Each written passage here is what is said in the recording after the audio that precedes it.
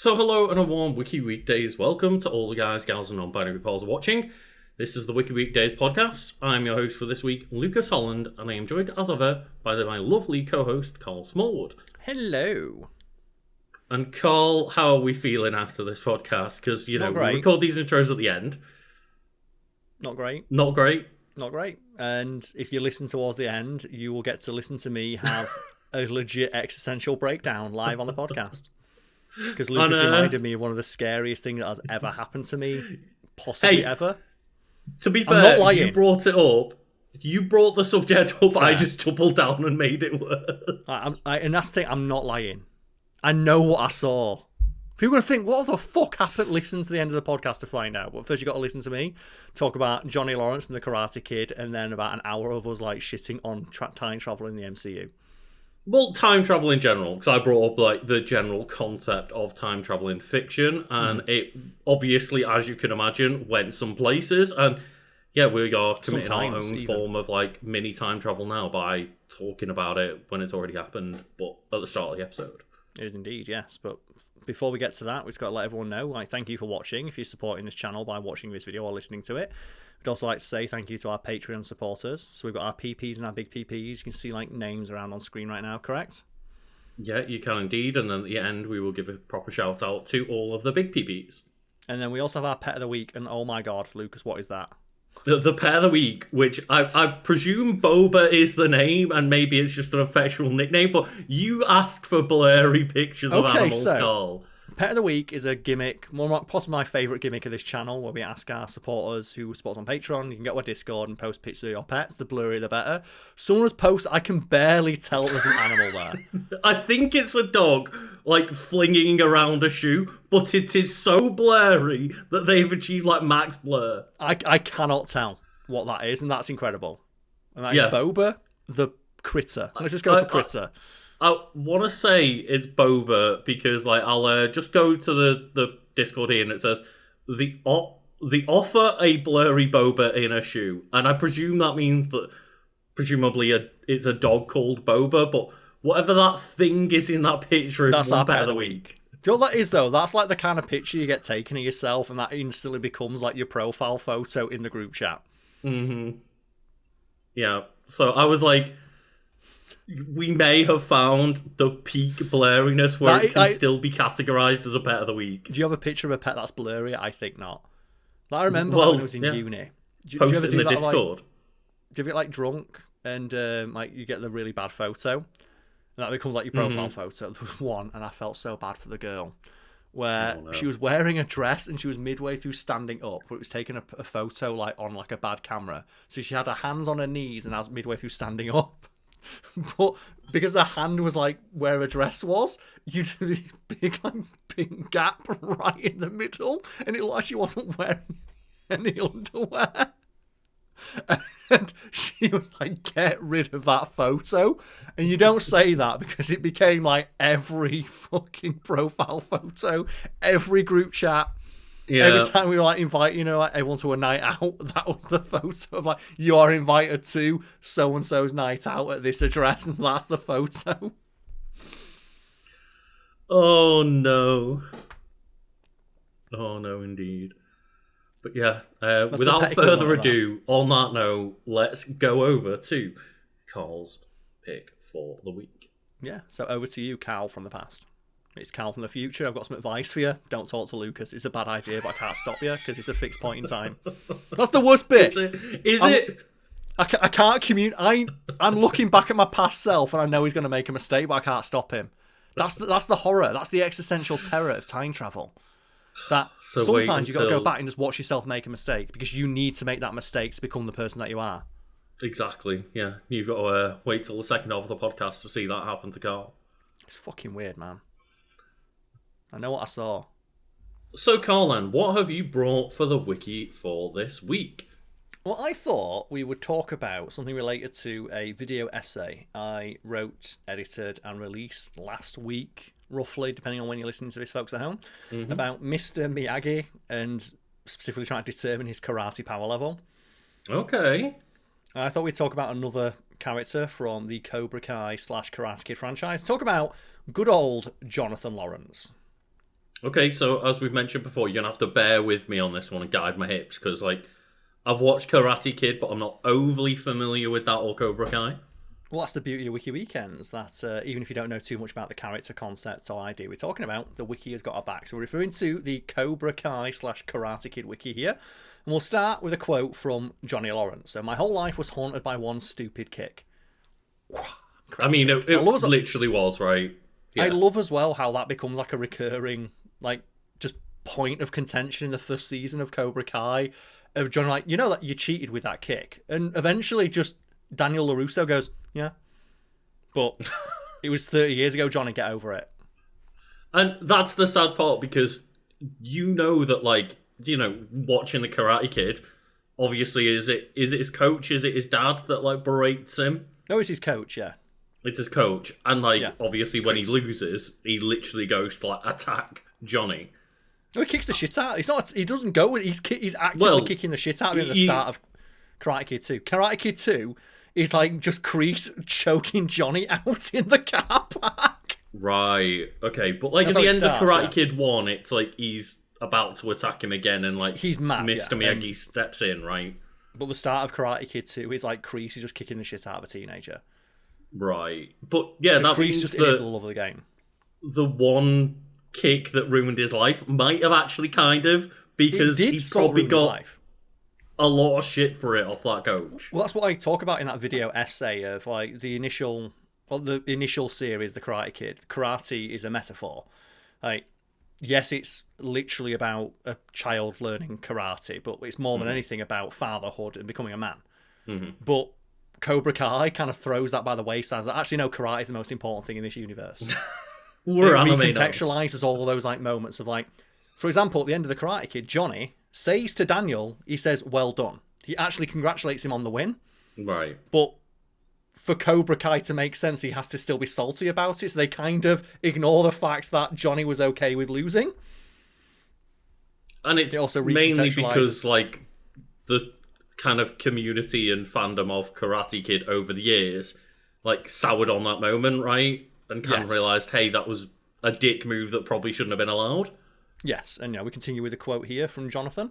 So, I thought if I could go back in time, do things differently, dodge it, block it, my life would be fixed. The kick wasn't the problem. I had to stop focusing on what was behind, start looking at what was in front of me. We are the same. Both make mistakes, both feel guilty for pain we cause.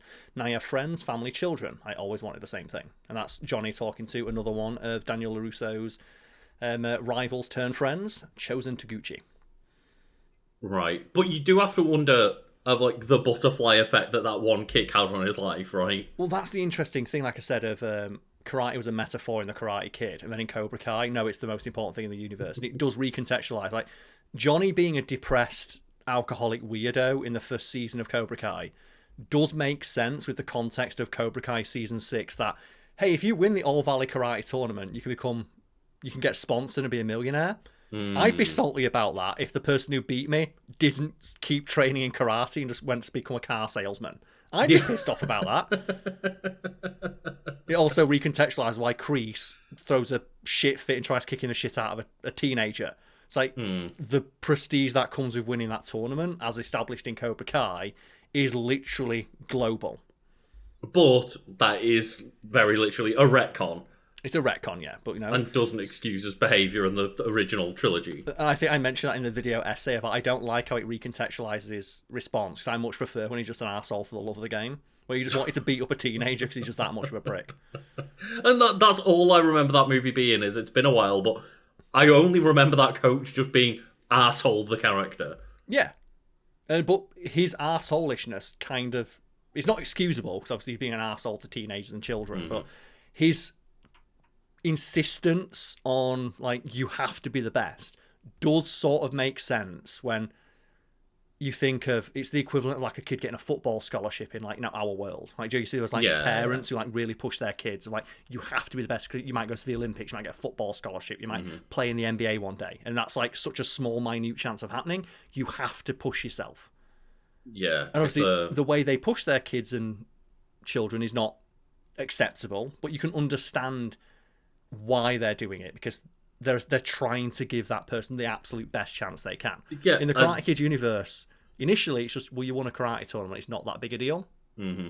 in Cobra Kai, it's like it's the biggest deal. And that's the thing, obviously, like, we're conflating, like, parents pushing themselves with, like, an abusive coach. They're not necessarily the exact same behaviours or anything. Some of those sports parents are also abusive, right? Like, well, one of the most weirdly specific trends on YouTube of, hey, here's parents being thrown out of Little League and Pee Wee games for starting fist fights with parents from other teams. And maybe if they're not, like, physically or, like, verbally abusive, like, just putting a kid under that amount of pressure. That amount of pressure, yeah. I know that, like, for example, like, Tiger Woods was basically brought up being told, like, you are going to be perfect at golf. You don't have a choice in this matter. Like Serena Williams, the Williams sisters, same deal. And obviously, like, they became very successful as a result of, like, this but very how many strict and structured of those upbringing. stories end in that not happening as well? Exactly. That you don't see.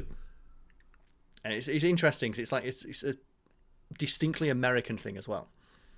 I don't think we have the same push from parents over here, at least not to the extent they have in America, where, like, in America you can literally get, like, a free ride through college if you're good at a certain sport.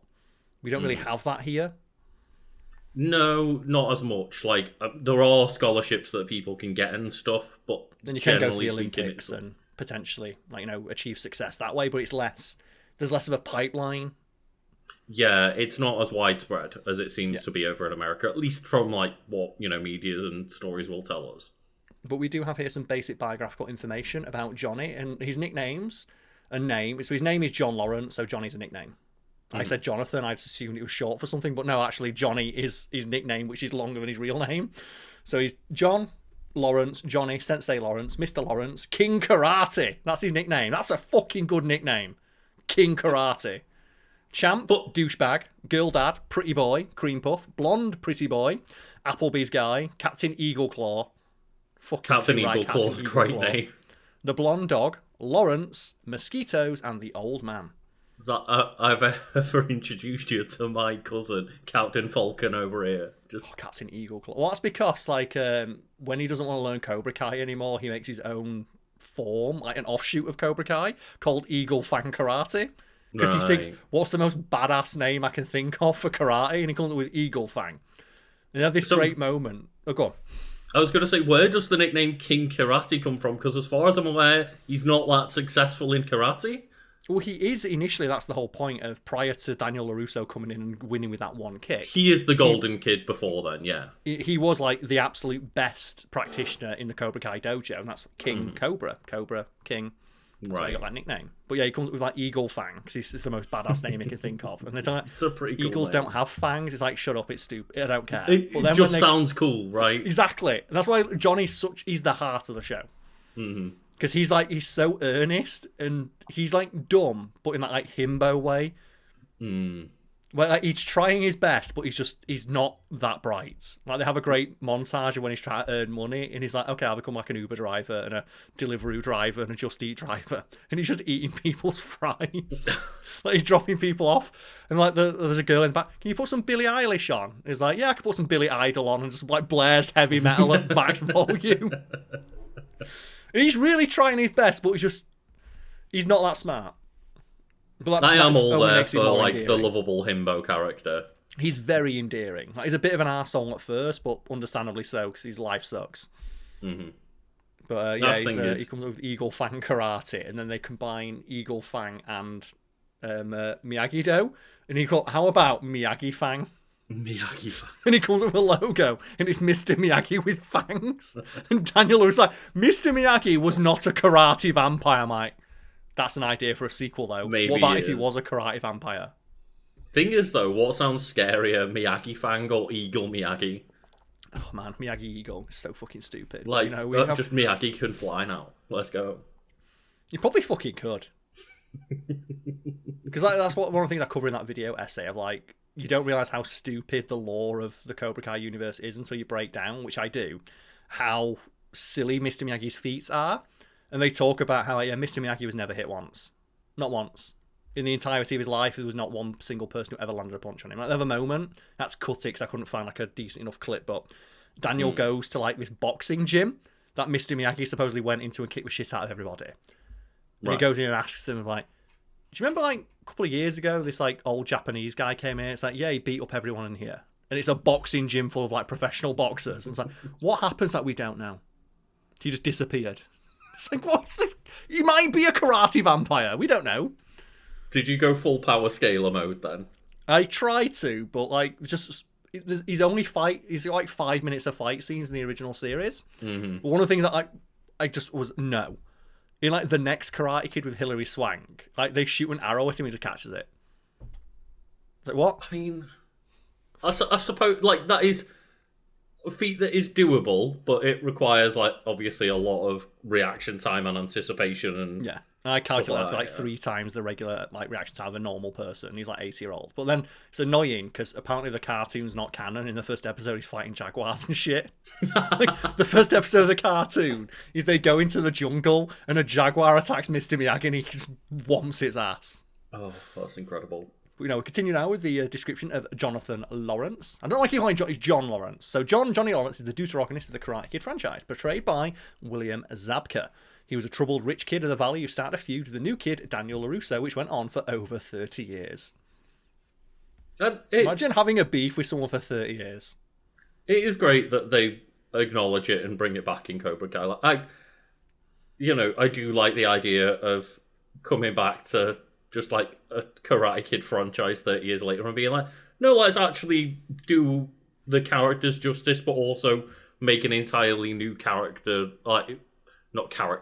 entirely new like plot line and story threads with like new characters. Essentially, Cobra Kai it's Mr. Miyagi is Johnny Lawrence in that series. Like he becomes the wise sensei who learns more about himself and like manages to find a new lease on life via karate. I presume you mean the other way around, like Johnny Lawrence is Mr. Miyagi. Yes, yeah, Johnny Lawrence becomes the Mr. Miyagi of that the Cobra Kai series, and it's really interesting of like just seeing how fucking shit his life is. It's so bad because he's just got nothing going on, and he's that guy from high school who just will not shut the fuck up about how big a deal he was in high school, and he's still salty about it 30 years later. And again, with the contextualization of how important rich and famous and important karate is, like how rich and famous he could have been if he'd won that one tournament and didn't get cheated out of it. Yeah, I can kind of understand him being still salty 30 years later. But it is interesting that Daniel LaRusso doesn't give a fuck. Like Johnny Lawrence, like is mad and he goes into like his car dealership intent on starting some shit, and Daniel LaRusso sees him and straight away is like, "Oh, Johnny, I've not seen you in years." Like there's absolutely zero animosity from Daniel. He sees him and just like, "Hey, Johnny, how have you been, man?" Goes up and he hugs him. And when his colleagues come over and says, "Oh, this is, we kind of got into it back in the day, but that was 30 years ago. I'm over it now." And Johnny isn't. And that's so interesting. And also, I can kind of see why that would be the case from Daniel's side because, that was one summer for him. And he not only won, but he realised that the reason why Johnny was being such a bully is because he was being bullied himself, right? Yes, and like Daniel was able to recognise that because he had Mr. Miyagi. He was taught by Mr. Miyagi. That one of the things that's like interesting about you go through the movies and listen to Mr. Miyagi as he talks about karate. It's like karate is more like a philosophy for life, and that's like the metaphor. Like karate is the metaphor of it's about balance. And just Johnny never got that. So he's still stuck in the same mindset he was 30 years ago. And the Cobra Kai series is him learning that lesson. Yeah, he's still fighting that fight metaphorically. Yeah. And like one of the best lines I think I wrote for that script is eventually Johnny realises that there's more to life than fighting. And it is scoring with half the top searches on Pornhub. Because halfway through the series he scores with like a Latina MILF. And I'm like, there we go. It's like, Johnny, my man. So, he was a troubled rich kid. He underwent the vicious training in martial arts by John Kreese, which made him a formidable opponent, becoming the top student of Cobra Kai. After losing the 1984 All-Valley Karate Tournament, his life turned upside down and remained that way into his adulthood. In an attempt to reclaim his life, he reopens the Cobra Kai dojo after 35 years. Or 33 years, to say. And he wants to become a sensei to an entirely new generation. And largely, broadly, Cobra Kai is about Johnny just becoming a man. And becoming the kind of man that a son, who he's estranged from, Robbie can be proud of. Right. Okay. Yeah. And, I've heard nothing but good things from you It's and a other people about fantastic Cobra show. Kai. But it starts initially as like this soulful examination of like Johnny 30 years later coming to terms with like it's like a show about like legacy and fatherhood, and then it's become the Power Rangers show like 5 seasons in. And it's one great. thing I would be interested to know is Tell me like about it, go on. how that lines up with like the depiction of the actor, admittedly not the character, but the actor of Billy Zabka in How I Met Your Mother, where like there is a running gag about the fact that Johnny Lawrence was cheated and is the real Karate Kid. Well, they actually have a moment in the first season of Cobra Kai where Johnny, and obviously he's misremembering it slightly, but that makes sense because it's his recollection, where he recounts the events of the Karate Kid from his perspective. Mm-hmm. And you can see why he'd be pissed off. I was like, hey, I was I had a girl, everything was going great. I was hot shit at school. And then this new kid comes in, and I'm trying to talk to my girlfriend, and he pushes me. Then out of nowhere, he cold cocks me. And that's not exactly what happened. Johnny was kind of the aggressor in this scenario, but you can see someone who isn't emotionally mature enough to take responsibility for their actions, how they would see it that way to stop from having to acknowledge that they kind of played a role in it. Yeah, yeah. And it's interesting, like, he's not entirely wrong, but he's able to just smudge the details enough to not be the aggressor or the bad guy in his retelling of events. It's like, it just came out of nowhere. It's like, not really. You kind of pushed him a bit. You were active in some way. Like, you were initially aggressive towards, like, Daniel LaRusso. But it's interesting that you can see why his character would see it that way, because they've, as I said, they've yet to undergo the emotional growth that would be required to admit, hey, maybe I was an arsehole.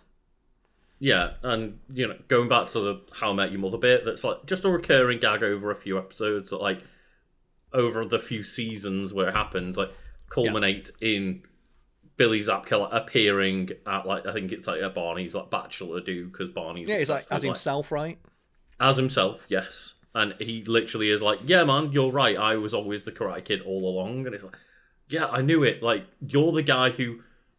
spent so much of his life training and learning karate, and then this kid, the villain of the movie, comes out of nowhere, gets taught karate for a couple of months, and then beats you with an illegal move. What the hell? I think it's an interesting perspective on it, and it's not entirely incorrect. And as I said, like, there is a great moment in the first season where Johnny recollects it like that way, but he smudges some details to frame himself better, which is a very common thing people do, right, when they're recollecting events from many years ago, in which they may have played a less than noble role. It's human. It's very human to smooth out those edges in the retelling of a story in which you took part. It is, yeah, and like, some people will not acknowledge any of it, and some people will kind of actually smooth it over. I'm like, well, maybe I had a bit to do with it, but they were the arsehole, really. And that's kind of like Johnny's growth throughout all 6 seasons. Of he eventually comes to realise that he kind of played a role in his own downfall, and him and Daniel become good friends. And they learn, like, that's... And again, karate is a metaphor here. Miyagi-Do and Cobra Kai, a very defensive style, very aggressive style, combined to create the perfect hybrid. Pure karate. But, we have here his personality. So, quote from Johnny Lawrence, I may not always win, but I never back out of a fight. Which is admirable. So Johnny was born into a broken home. And here's like where it comes in, like, he is kind of a tragic character in a way. So he's born into a broken home with an absent alcoholic father and a working mother. He idolised his father, who's the only male influence in his life, and was devastated when his own father left, and desperately tried to hold on to the memory of the man, in spite of his mother's attempts to dissuade Johnny from remembering him. He carried on many of his father's toxic traits into adulthood, from minor traits such as his favourite beer to larger issues like alcoholism and abandonment. Eventually, his mother remarried an older, wealthier, yet very abusive man, whose toxicity, sexism, anger issues, and belittlement of both Johnny and Laura, and disregard for politeness, also made an impact on Johnny. He carried many of these traits from his teens into his adulthood. So you can see, he is a tragic character in a way. He didn't have a structured home life like Daniel had. Like, Daniel, his dad passed away for the events of the first movie, but he had a mother who was very caring, very willing to be open and present emotionally for him. And then he meets Mr. Miyagi, who's this great tempering... has this great tempering effect on him, and it, like, it stops him from becoming like this angry young man who lashes out on people. Johnny never had that. Yeah, and it's like they both have absent father figures in different senses, but then, yeah, the kind of like step-in father figure of their coaches, you got Mr. Miyagi, who is, for the most part, very well treating of Daniel, if not a bit strict with him at times, but like, yeah, like, the opposite as a father side should is, be, right? Loving, but stern. Yeah, but then you've got the opposite side of literally getting beat up by your coach. Yeah, like Johnny's worst base instincts were exacerbated by his exposure to just multiple horrible, toxic father figures. First his actual father, then his adoptive father, and then his coach in John Kreese. And they do have a good moment towards the end of Cobra Kai where John Kreese apologises. It's a really greatly acted moment, and it's a credit to William Zabka of like, you see the exact moment he realises it's not his fault when John Kreese tells him, I didn't mean to treat you that way, and I'm sorry. And you see just there's this instant moment of relief that washes over like Johnny Lawrence in that moment. It's a great bit of acting from Zabka. Mm-hmm. It's similar to, I don't know why it reminds me of it, but Joey in like Spider-Man 3, where like Spider-Man like forgives like Sandman, and you see like just he drops his shoulders like, I forgive you. And you just see like just it brings the mood down. It's really calm. Mm-hmm. And both characters have this like just moment where you just see like just relaxation, like not relaxation, but it just washes over them. They're no longer angry. Is that the moment at the end where like Sandman just whisks away? Yeah. Like, yeah. I always thought he died when I was a kid when he did that. I went, oh no, he stops. It's like, no, he just leaves. So I always thought like the wind just got him. The wind just took him away. Like, no, I wanted to kill Spider-Man. But he mentions that Johnny grew bitter and resentful and believed his glory days were the 1980s, like half of fucking Reddit. So much so that he purposely surrounded himself with 1980s memorabilia, his car, movies, technological versions, his apartment decor, and his taste in music. Which is great because he's like near exclusively listens to like 80s era heavy metal and rock. And another joke I came up with in the script about like Mr. Miyagi's power level is I for some reason I feel a kinship with Johnny Lawrence, this shaggy haired guy whose glory days are behind him, who exclusively listens to heavy metal and drinks beer all the time. I don't know why. Something about this character really speaks to me.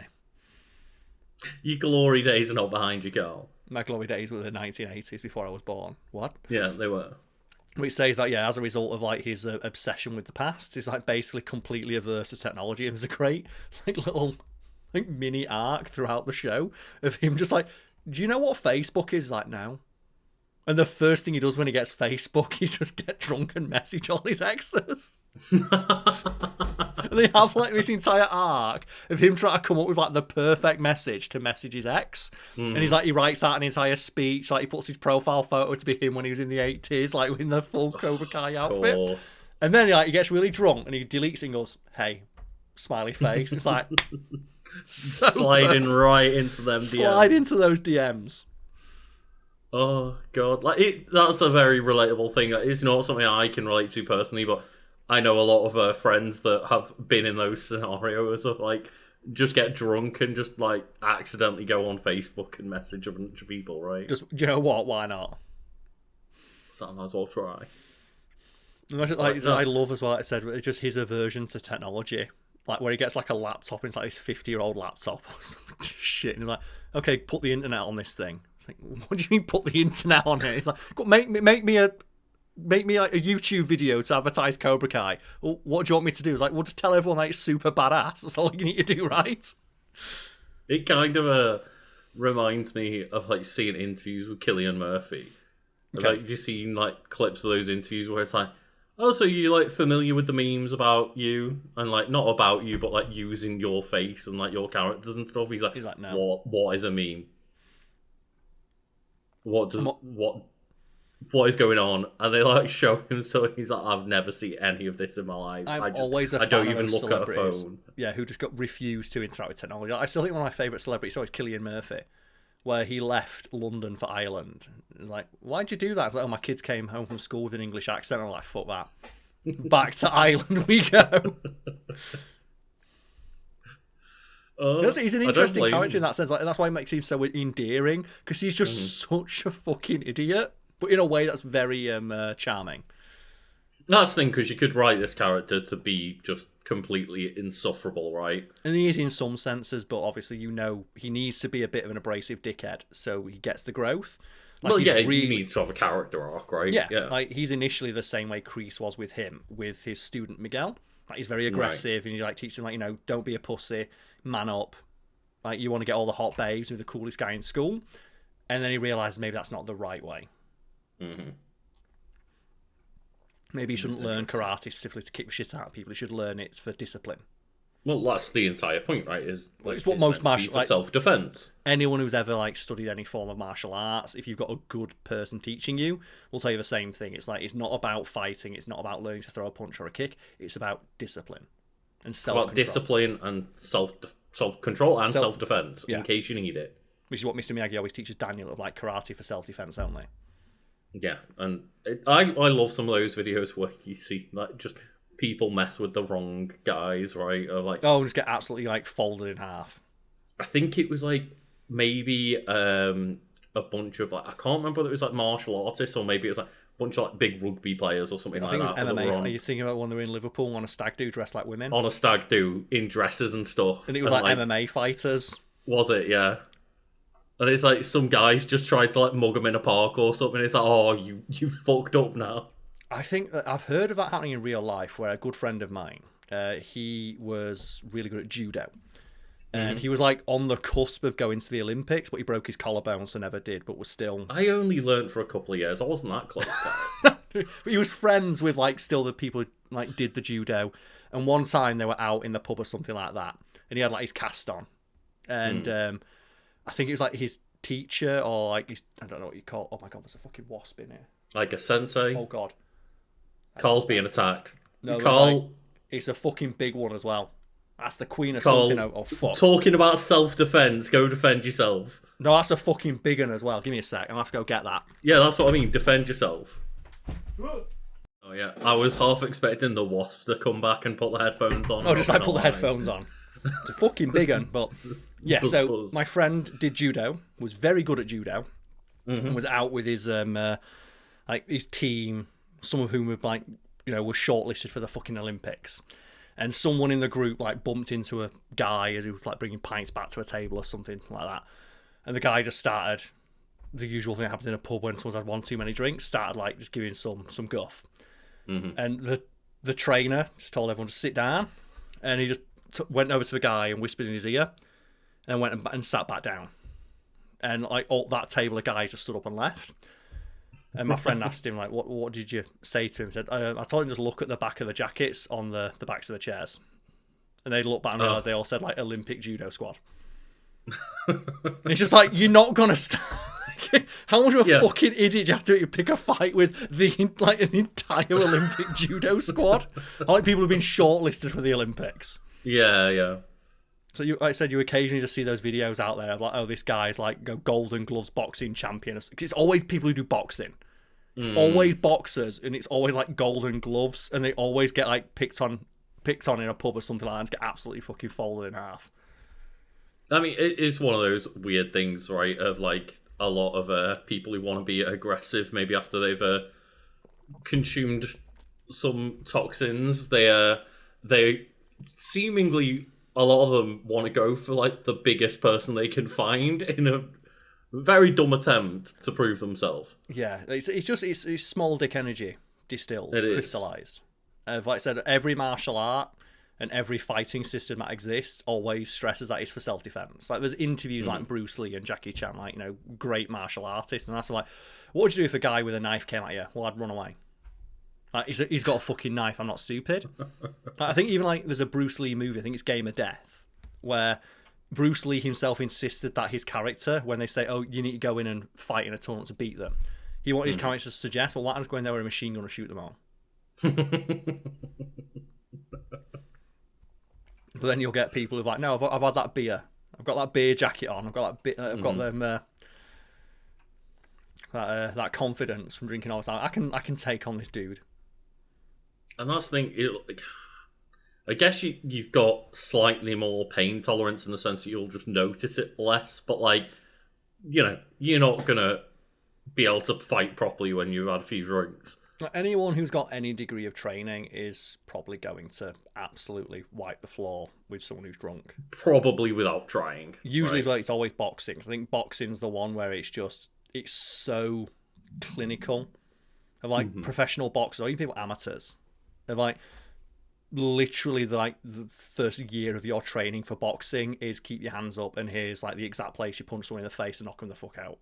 Yeah, because the person that you're fighting, if not trained, is not going to be able to guard from your blows, which is why boxing and things like that are usually drawn out. It's because they've sparred and got used to getting hit in the face. Chin, yeah, they've got a very strong chin in some cases. And B, they also know how to put their guard up so they're not taking the brunt force of most of those hits. And that's it. You'll see the occasional video of those of like, oh, look at this drunk guy pick a fight with like former Army Golden Gloves champion. It's like it's 3 seconds long, and it's like it's 3 hits. It's like the boxer throws a punch, the person hits the ground, and then sometimes it's a joke my brother always tells. Like there'll be 3 hits in this fight: me hitting you, you hitting the ground, and the ambulance hitting 90.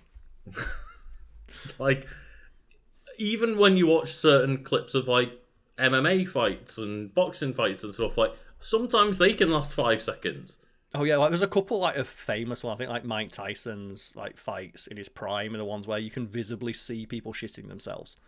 There was one of the fights where he got broken up by the police because Mike Tyson was annoyed, and there's an iconic shot of like 8 police officers like not wanting to square up to him. I'll find the picture. You look and go, maybe that's one like thing because like boxing is more of a sport than a martial art. Boxing isn't necessarily. Depending on who you're training with, taught as an act of self-defense, which is where boxing's a bit more blurred lines sometimes. Yeah, because it is specifically taught to compete with somebody else. Like, look at that police officer on the left, Lucas. Like, they don't want to die. Would you want to be that guy?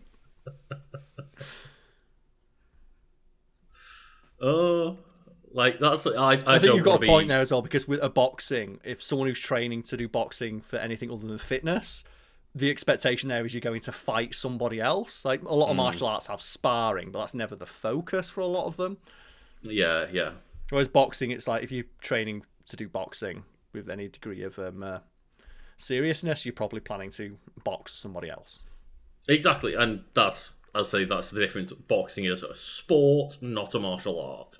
And there is obviously a grey area there, but it's martial arts. Like I said, it's interesting though, that every now and again you hear those stories of person who should not have been fucked with gets fucked with, and it's a very satisfying result because the person who gets their ass beat is always an arsehole.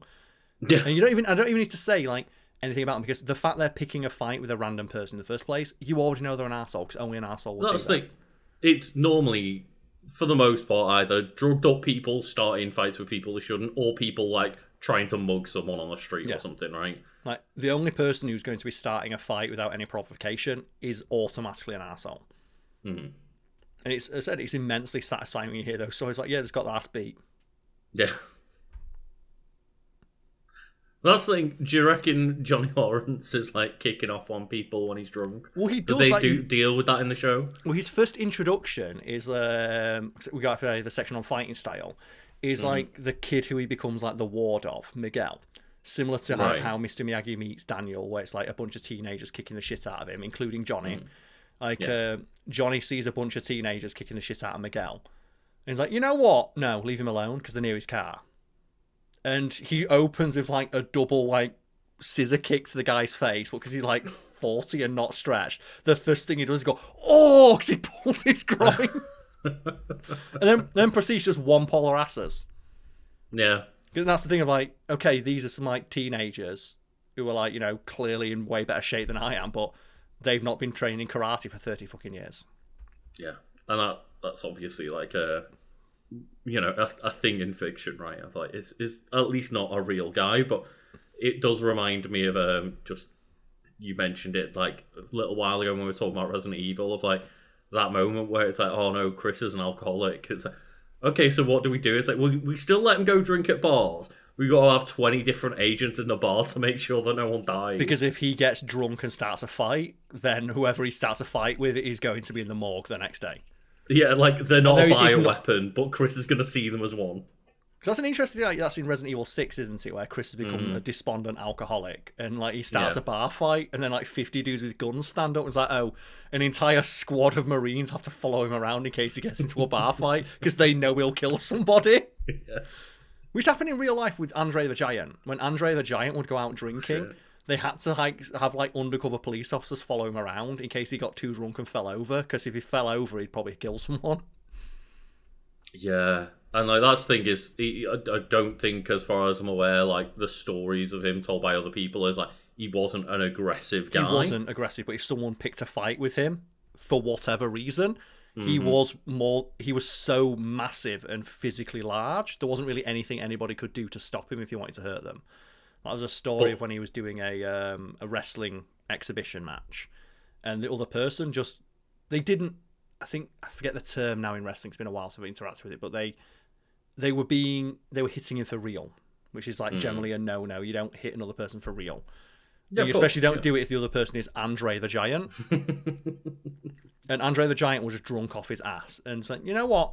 I'm not going to let this guy get any sort of heat. And he no-sold every kick the guy threw and just spent the entire match. Every time the guy stood up and tried to hit him for real, just pick him up and throw him across the ring.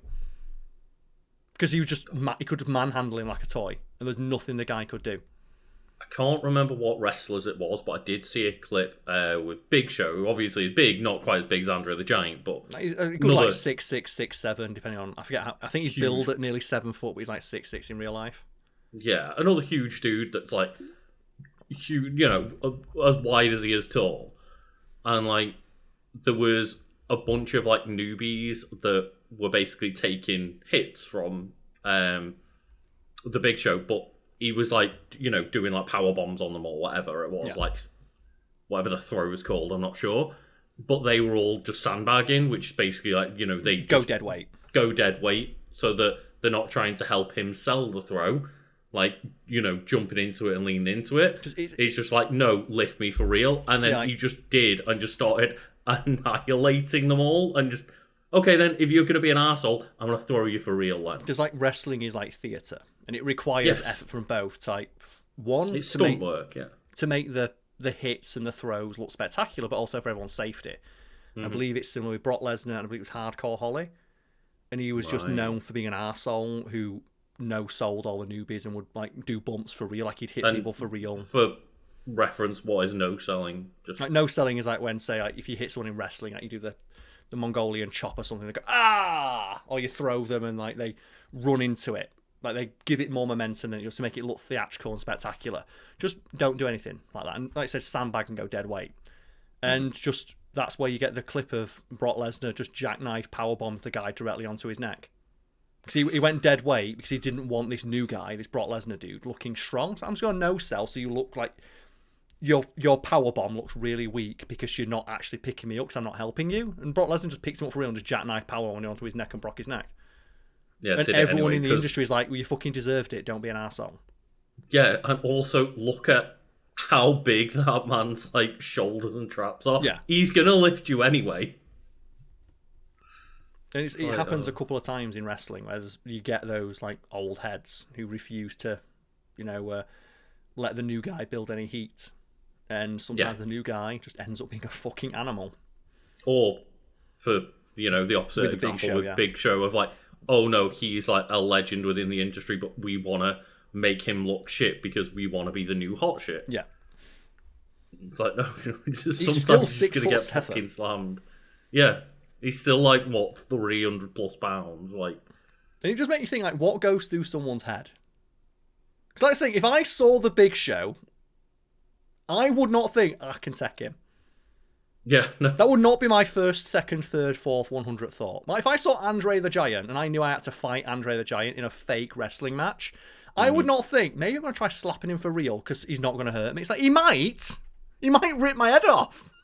Yeah, it's like apparently for many unfortunate reasons, like Mark Henry used to get a lot of shit backstage from a lot of people, and even though he's like literally a world's strongest man competitor. Yeah. And he's that's ginormous. The thing, right? It's like they give him shit, and it's like he literally won world's strongest men competitions. That's not show muscles, that's just strength. Yeah. and you're picking shit with that guy. It's like, really? Like, it makes you think, right, of who the fuck is that stupid? Like, there's a famous wrestler, Haku. Oh, he was just known as, like, and you know that dude is a fucking badass, because there's, like, 3 dozen different interviews with different wrestlers across generations, all of whom were asked, who is the guy behind the scenes you would never want to get into an in real life fight with? And without any sort of hesitation, every single wrestler after that, Haku. Dude's a fucking animal. I would not mess with him. He's the nicest guy you ever meet. I would never want to fight him. He's the nicest guy you ever meet until you mess with him. And yeah, I'm gonna find that. I edited the Fat Fiend video for that one, I believe, and I was getting clips and stuff, and just hearing some what you would think are some of the scariest wrestlers out there be like Big Show I and would stuff like that. never touch Haku ever. Do not mess with the guy. He's the single scariest man I've ever seen. He did do that. He punched someone's eye out or something, right? He ripped someone's jaw off. Ripped someone's jaw off. That was it. Not their jaw. So he ripped all the teeth out of their head. So he was in a bar fight and he grabbed someone's teeth and ripped the teeth out of the jaw. And we have here I've got his legacy and reputation. Many former wrestling personalities have described, so he's Tonga Fafita, as the toughest or greatest legitimate fighter in wrestling, including, and not limited to, Stone Cold Steve Austin, Road Warrior Animal, The Undertaker, Perry Saturn, Barbarian, Warlord, Hulk Hogan, Rocky Johnson, The Rock, so The Rock and The Rock's dad, Goldberg, Big Van Ada, Fit Finlay, Mean Gene Okerlund, Ric Flair, Stu Hart, Rikishi, Frenchie Martin, Jim Cornette, Bob Holly, Dave Pencer, Gino Brito, J.J. Dillon, Sonny Ono, and Hillbilly Jim. On March 3rd, 1989, Haku got into an altercation with some men at the Baltimore airport who called wrestling fake. Keep in mind, he was still 6'5" and weighed 400 pounds. He bit the nose off one of the men. When he was asked, he said, yeah, it was in Baltimore airport. We went over there and there were a lot of baby faces there at the bar, so I went and sat in the other corner away from them. When they were ready to close, we had a few drinks, and on our way when 5 guys were sitting there, of course the same thing came out, the fake stuff. Hey, you guys, with those guys, the wrestlers, the fake wrestlers on CV. I said, yeah, I'll show you, and I reached over without thinking. There were 4 other guys there. I grabbed his face and bit his nose off.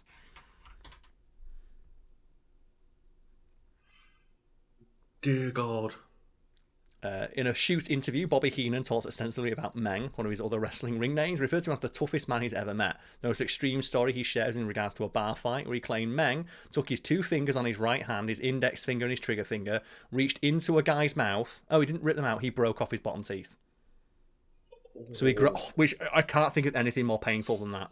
He grabbed his teeth and snapped them off with his 2 fingers. And he said, if I'd not seen it myself, I would not believe it. Mm-hmm. And that's something that came up in multiple different interviews.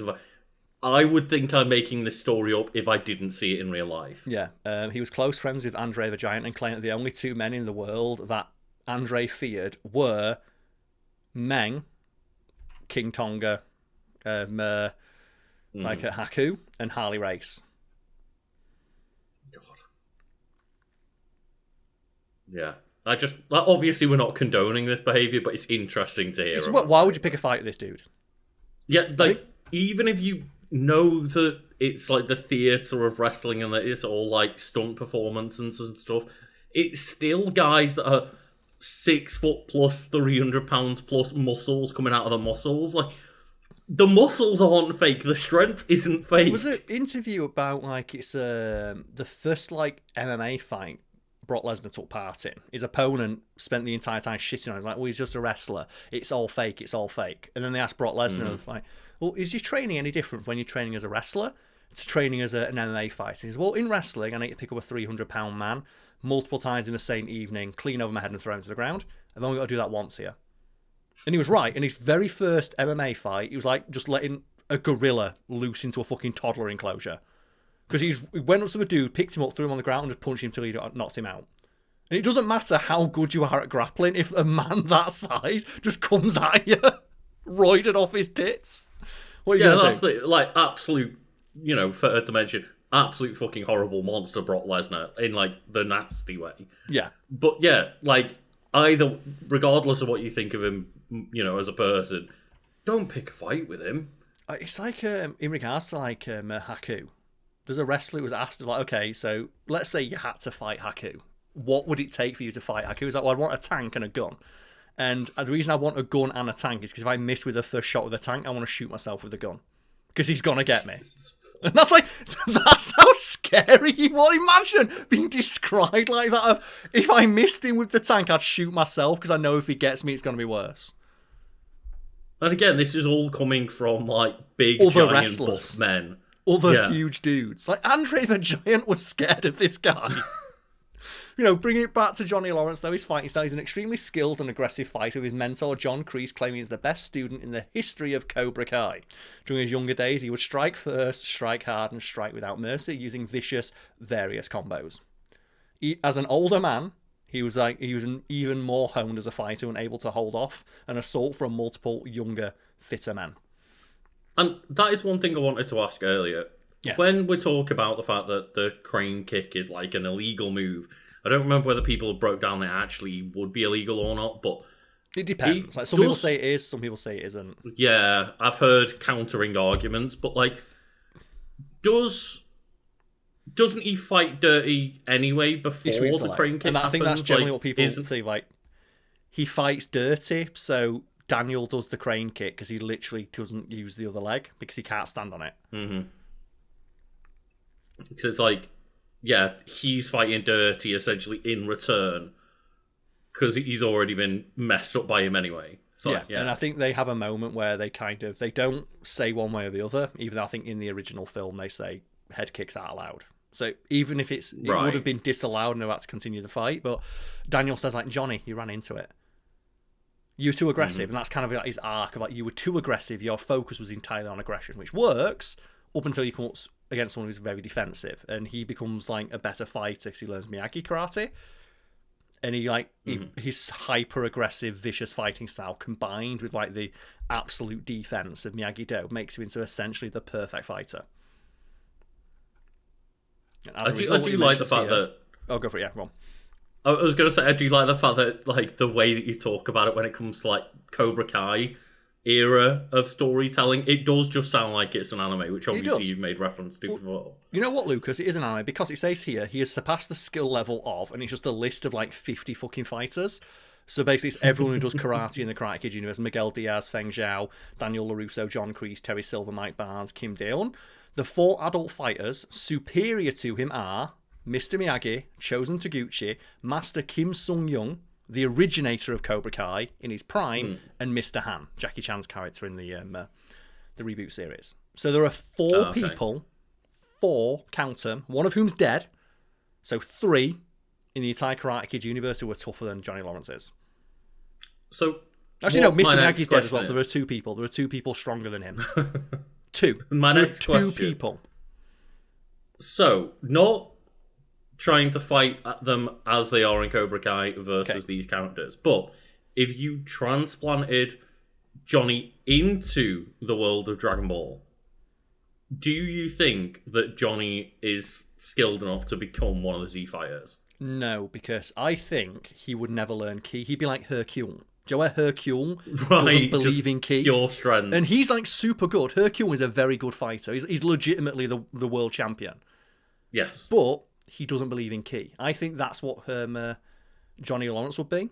I think where he'd be a very good fighter, but because I don't think he'd have the mental fortitude to like sit down and meditate until he was trained to. But I think he would have the potential to learn how to use ki.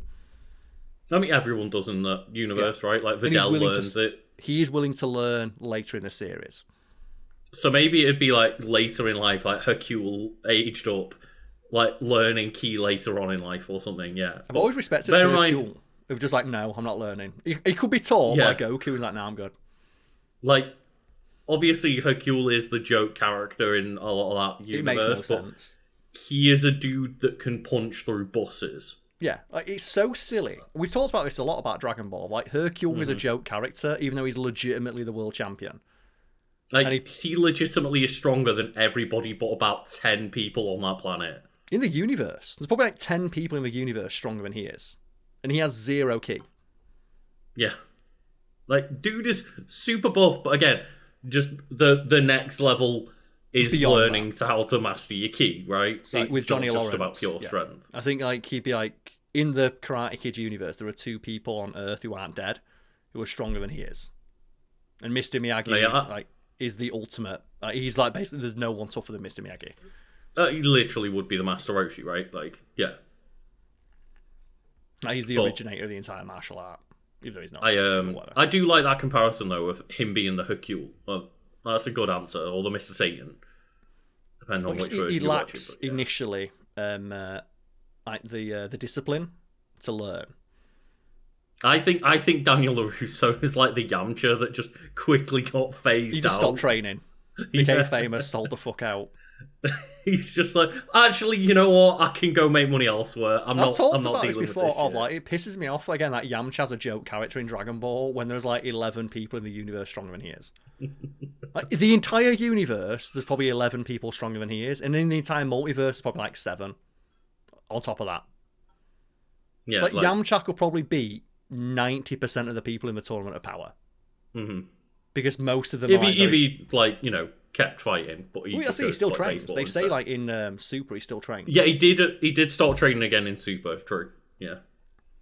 Because like, he just expects to get the phone call. It's, oh man. Like, he's probably like top 1% of the entire multiverse of Dragon Ball. Mm-hmm. If not higher. But it's just like, it's just a shame for him that his 5 best mates are like literally like a billion times stronger than he is. Oh dear. I'll never forget the amount of shit I got when I said once, like, Krillin's one of the strongest people in Dragon Ball. And I got a bunch of comments and DMs from people like, well, no, Frieza's stronger than he is. Like, that's not what I said. I said he's one of the strongest. It's like, okay, you need to get to characters that are near God level, if not God level, to start finding people that are stronger than Krillin is. Yeah. Like, Krillin is literally stronger than 99.99999% of people on planet Earth. And that other 1% of people, that other 0.0001% of people that he personally knows. It's like Piccolo, Gohan, including Vegeta, his wife Goku. as well, right? And his wife, yeah. Oh dear. But he's so dumb. Have you got anything to wind up this wiki with? Because I do need to take a toilet break in a minute. Besides him being like one of the top 4 strongest fighters in the universe, like, no. I think that sums it up right of how silly the Karate Kid universe gets. But we have here like some basic trivia. So he was inducted into the fictitious Athlete Hall of Fame alongside Daniel LaRusso and Mr. Miyagi. Okay. Yeah. He's one of the only characters. I don't know if Daniel deserves to be in a Hall of Fame, but sure. The fictitious Hall of Fame. Yeah. He's been both an antagonist and a protagonist in the series. He appeared in every episode of Cobra Kai alongside Daniel LaRusso. He opened his dojo 3 times. He's a fan. I didn't know that they were in all of the show. That's good to hear. He is not technologically knowledgeable, but was unaware that the internet existed until much later in life and did not own his first computer until 2018. Thing is, I always think to myself, like, how does that character exist? But you know there's people out there like that, right? There is. He says here as well, like, this is another fun thing of, like, because it's a TV show and not a movie, there's a lot of room to breathe in Cobra Kai, so you can have, like, smaller character moments. And after he opens his dojo, you'd think, well, in a movie, he opens his dojo and that's it. They have, like, multiple episodes where some guy's in, like, you've not registered for property tax. Like, what the fuck's property tax? Like, oh, Johnny, you idiot. It's just... I imagine there's people out there, I don't want to see Johnny Lawrence do his taxes. I kind of do. Because it's just seeing him get so mad about having to do his taxes and pay taxes is really endearing. Like, you need those moments. I forget there's a name for it in, like, fiction where... it's not necessarily important to the plot, but it's important to the characters, where you just give characters a moment to breathe and do something mundane to just make the world feel a little bit more alive. Like having Johnny Lawrence have to sit down and do his fucking taxes, and he's so mad. He's so mad that he has to do his taxes. God. Cool. Do you know what? He's fucking, what a king. So I don't want to do my taxes, fuck you. It's like, I get it. I do get it. But, Karl, I will just quickly run to the toilet and then we can hop over to housekeeping on my wiki after the break. Sounds great. I'm going to go make sure that B's not getting back in. Okay, so Lucas, we have returned. And before we get into your wiki, have you got any housekeeping for this week, Monfrey? Yeah. So we didn't actually discuss what housekeeping we need to do, but there is at least one bit of housekeeping, which is that you can go over to our Patreon, and check out some exclusive videos that we put out each month, including a non-video, because it's a movie commentary, that we are putting out this week for Hot Fuzz. Yes, so if you are a fan of listening to myself and Lucas riff on a subject for an hour or two, you can go listen to us riff on Hot Fuzz for an hour or two. And if you want to play the movie 2 hours and like 4 minutes or something, I believe, because it's literally the length of the movie. So you can either listen to it as a podcast or watch it alongside the movie and get our thoughts on it. It'd be almost like me and Lucas are sat either side of you. And I still think we should have put stereo sound on it and both eaten popcorn directly into the microphone. Give them that real surround sound experience. If you're listening to like the podcast at the time of it coming out as well, the commentary is already up, but it is to coincide with a video going out this weekend on Hot Fuzz. So if you want like a nice fun refresher of Hot Fuzz, like go watch it with the movie commentary that we've done over on the Patreon, and then you can be nice and refreshed in your mental brain. Your mental brain. Clearly, we're not as refreshed as we hope people are. No, it's been a good few hours of recording at this point. It's been a long day, yeah. It's been some time. Yeah, you'll have the movie fresh in your mental brain, so that you can enjoy the Wiki Weekends video that we put out this weekend. Yeah, and I guess I'll just promote that video essay I did on determining Mr. Miyagi's karate power level. If you want to hear me just talk about the Karate Kid and the themes. And how it went from being about like fatherhood and legacy to, as I refer to it, Sad Dad, the karate anime. You can find links to that found below. Otherwise, if you go over to the Patreon to listen to the commentary, you can also check out the video over there, all right? I also uploaded it early there, so yeah, you can check it out there as well. Yeah, there we go.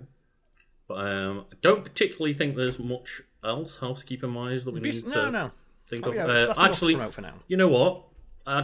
Also on the Patreon, every single paid tier that we've got, you can vote for what we discuss later in the month. So yes, because you're going on holiday later this month, aren't you? So we've got that. We'll pre-recording a little bit. So yeah, the votes for this month are up over on our Patreon as well. So I want to talk about an animated movie that I think can do a better job of like having an actual story than the Mario movie.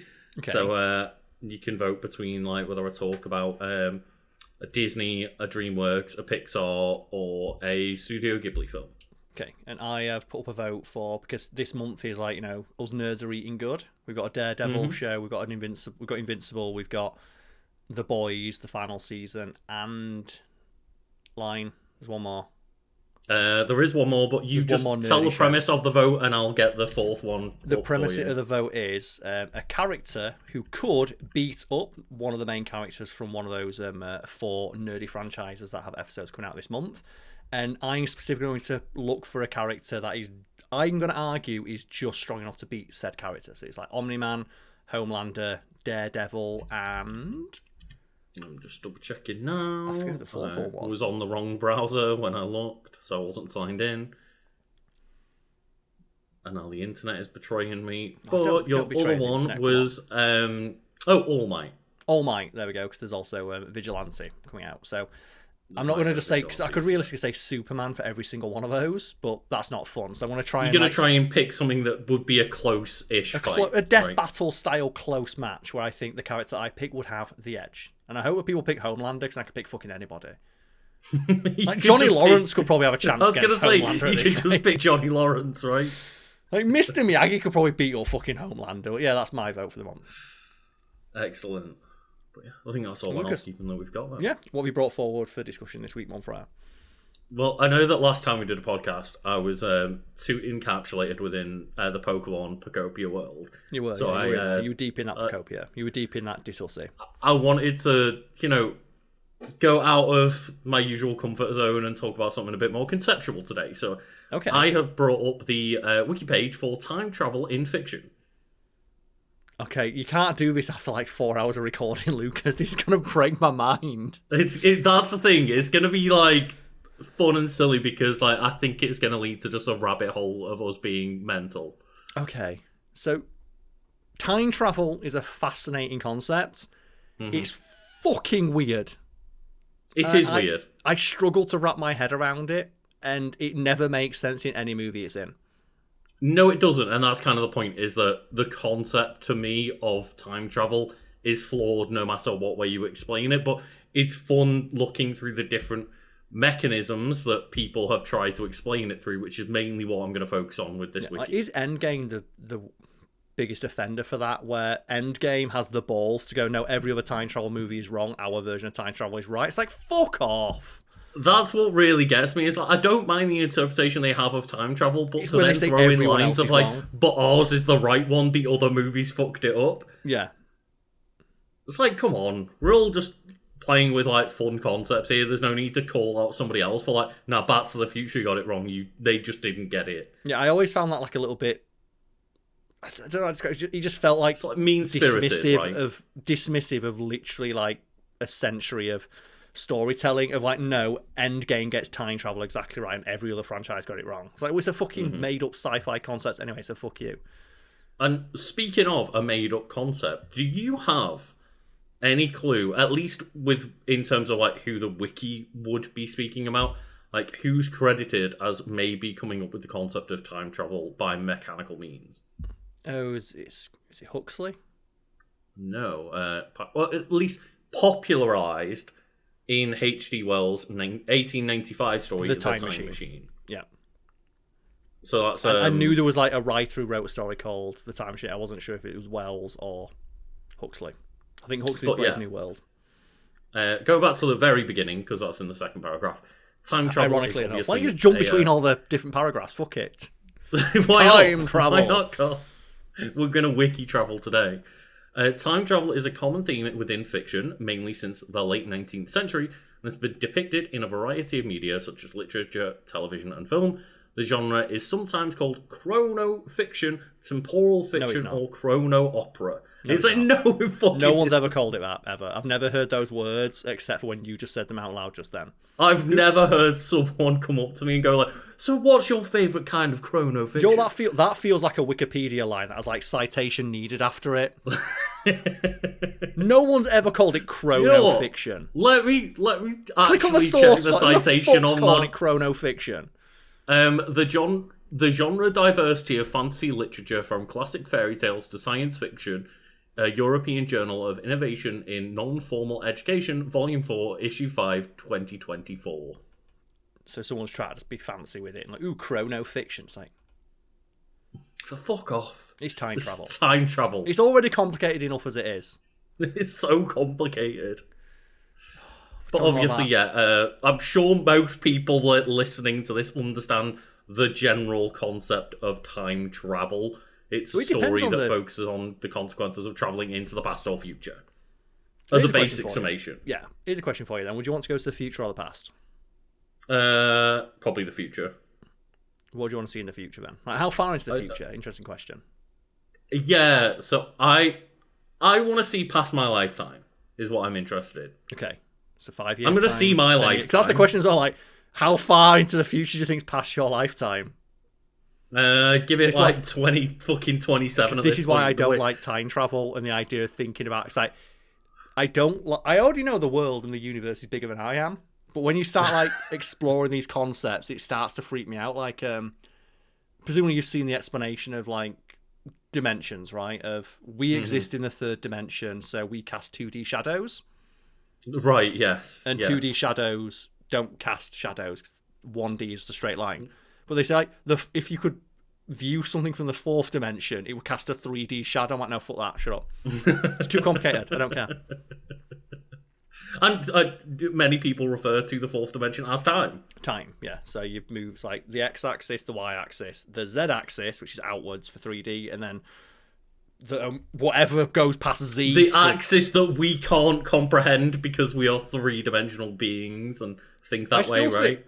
The most I've ever been pissed off with someone is a guy I don't really talk to much anymore, where I think we mentioned this concept, like I think it was a Brian Cox documentary on time, and I was like, oh, it's really fascinating, the idea of casting a 3D shadow. And they just like, when someone's like clearly lying, they went, yeah, I taught myself about a different dimension. I think I understood it up to the 7th one, and then after that, it kind of got away from me. Like, no, you fucking didn't. We did the same degree, you're full of shit. Like, Brian Cox is sitting there giving you like an entire documentary on like the comprehension of the fourth dimension, and your like colleague or whatever is just there like, Yeah, I figured out up to 7 Dude, about just one of that. those lies where it's like, why are you even lying about this? Tell me more. So you'd want to go to the future? What do you want to see? You want to see the future shit? Yeah, I'm going to go to the year 3000 and see how hot my great-great-great-granddaughter really is. That's like the line, isn't it? When people get asked, like, what would you, if you get like 5 minutes on the internet from like the future, what's your look at? And it's like, you've got to look at the porn, right? And I've got to know what for crazy anyone that bullshit's doesn't going on. understand the reference, that is from the line, the year 3000, the Busted song that a lot of Americans will know is the Jonas Brothers song. But, like, I don't want kids. I will not be planning on seeing a great-grandchild that I can't even have. Imagine if you went into the future and you saw a statue of yourself. Not wait, what? See, that's the part I would be scared about, because imagine the anxiety that you come back with. I'm like, how did I line my life up to the point where I got a statue in my honour? It's why I think like time travel and the ability to glimpse into the future or the past is such an interesting concept for sci-fi and specifically for like horror. Yeah. Because it's existential. And existential horror is just... for me, it's one that really, really like just plucks a specific string for me. And it makes... I have existential crises about it, of the idea of like if you could glimpse into the future and see like when you're going to die. But then if you know you're going to die at that point, does that mean that you basically can't die until you get to that point? See, if I was going to go towards the future time travel option wise, I would not be looking into details of my own life. That's not what I'd be curious about. Would you be able to resist the temptation to do so, though? I don't know if I could. I'm not going to lie about that. Like, could anyone out there really say they wouldn't be at least a little bit curious to know how I think I could say that I would mostly be scared of finding out, because the level of anxiety I deal with on a day-to-day basis is already not okay, let alone then finding out what my death date would be. Or, like, as I say, finding out that I'd become this, like, person that has, you know, statues or awards or something like that written in their honour, and how do I then get from here to there? So what would you do? So I would want to find out as little as possible about myself in theory. I would want to go far future and just see, you know, where society went, where technology went. Do we ever get to a utopia? The answer is probably no, because we're humans. But did someone step in and, like, some motherfucking aliens came out of nowhere and went, hang on. Nah, this is the way you live your life. Okay. We're going to teach you the ways. Does that mean then, for your sake, you want to go back? I'd want, if I went into the future, it'd have to be so far removed from my own life where I would have no information about myself, or the past, just to see like historical moments and get the absolute perfect clarity you get from witnessing it firsthand. Obviously, my worry would be what, you know, one of the many things that we're going to get into, which is obviously the idea of the butterfly effect. Is like, I know if I go into the future, there's very little I can do to affect my own life if I can make it back to the past. But you also, whereas going back to the past, changing the future that you came from. That's another risk. Oh, no, whatever. That's not my future anyway. That's why I'd go beyond my lifetime, because fuck it. It's the Back to the Future thing, isn't it? If like you get the sports almanac and do all the sports better, and you change the future, and then the past you go back to is not the past that existed in that future, and it's like, are you going back to a version of reality that is exactly the one you went to? Are the people in that reality the people that you knew when you left? If you change the future, do the people you met in the future, do they cease to exist? Or do they exist in another parallel timeline? At which point, is that the future, or is it just an alternate dimension that's a mirror of our own? I mean, shifted forward a century. Speaking of Dragon Ball, right, when like Trunks goes back in time, from the future to be like, hey, androids come in and stops Frieza, etc., etc. Does that save your stop timeline? Goku from dying. It's like, no, actually, my timeline's still screwed. I just made a better future for your past versions. Yeah. And yes, I think it's infinitely like just interesting to talk about and theorize. The idea of actual time travel terrifies me, and also I think it's one of those things of it's a good thing to know it likely won't exist, because it's more likely than not I couldn't resist the temptation to go back in time to help myself out. And that's the thing of like, obviously time travel is going to be an immensely complicated subject, but I've always been in the belief that And my thought process, my personal thought process towards time travel is, if you could go back into the past and say, for example, stop Hitler, it wouldn't matter for you personally, because you either are going back to a different instance of time, and even though you stop a tragedy in that timeline, the timeline you came from is distinct, like Dragon Ball, or you create a new future. Either way, you don't exist, or you go back and you are now an outlier in that universe, where the universe as it exists in that new timeline you've created is not the one in which you were born into. You were never born into that. You have no memory or history with that entire new timeline, yeah. Like, your family is dead, your loved ones are dead. Or if they still exist, they're not the version that you knew. Because think about how many infinitesimally small things need to happen for us to exist. Think about, if, say, for example, my dad's balls were a degree colder on the day I was conceived, a different sperm would have made it to the egg, and I'd be a completely different person. That's why the idea of the butterfly effect, right? Of something as minor as just the different sperm making it to the egg, would that result in a different person?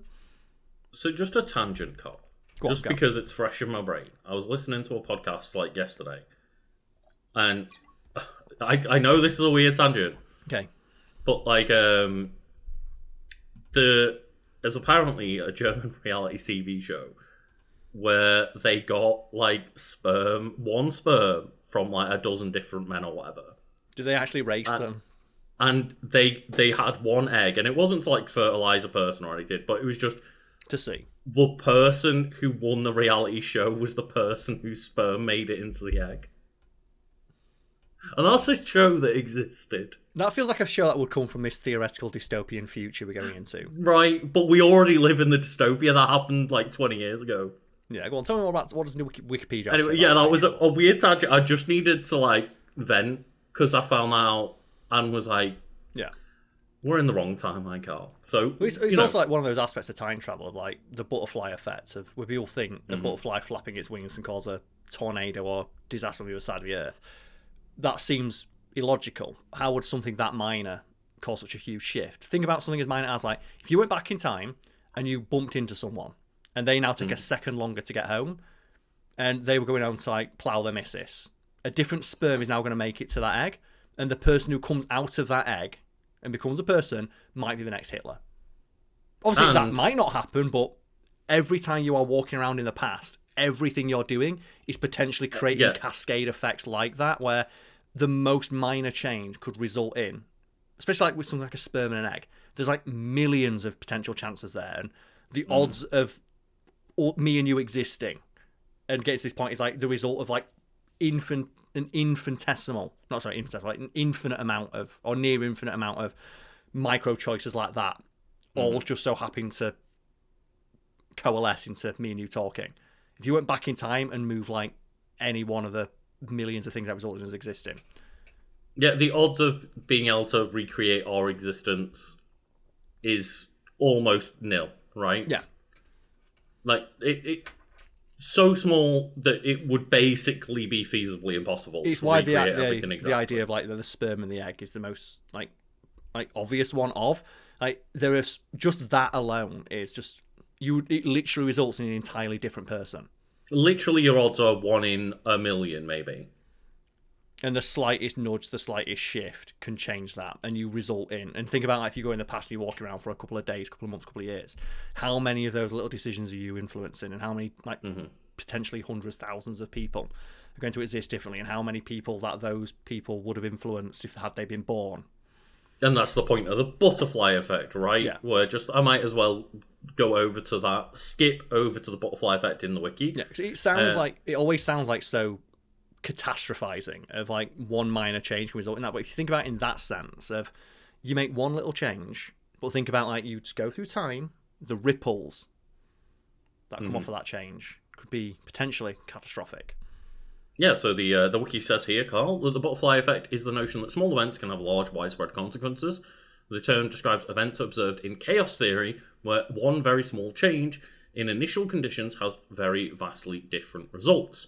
The term was coined by mathematician Edward Lorenz years after the phenomenon was first described. And, in pop culture, maybe not pop culture nowadays, but for example, in Ray Bradbury's 1952 short story, A Sound of Thunder, The killing of an insect millions of years in the past drastically changes the world.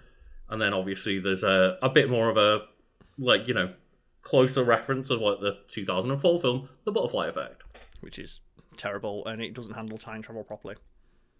Mm-hmm. It has one of the most frustrating plot holes, because the Butterfly Effect initially introduces an interesting idea of the main character, Ashton Kutcher, can go back in time and relive moments from his youth.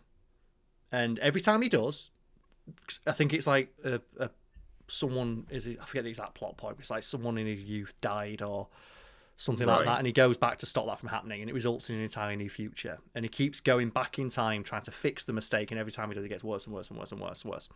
And at the halfway point of the film, he's in prison. Okay. Because one of the changes that he makes results in him being in prison. And he's talking to his prison mate, and he goes, look, do you believe in... Oh, he says, like, I've got a magic powers. He goes, no, you can't. So he goes back in time once again and slams his hands down on like the thing you put paper on in a class. And it goes back to the future where just like the guillotine style, like, paper cut things. No, like it's like a spike that you put paper on, like you get them in like a restaurant or something. But he just goes and slams that down. Oh, okay, yeah.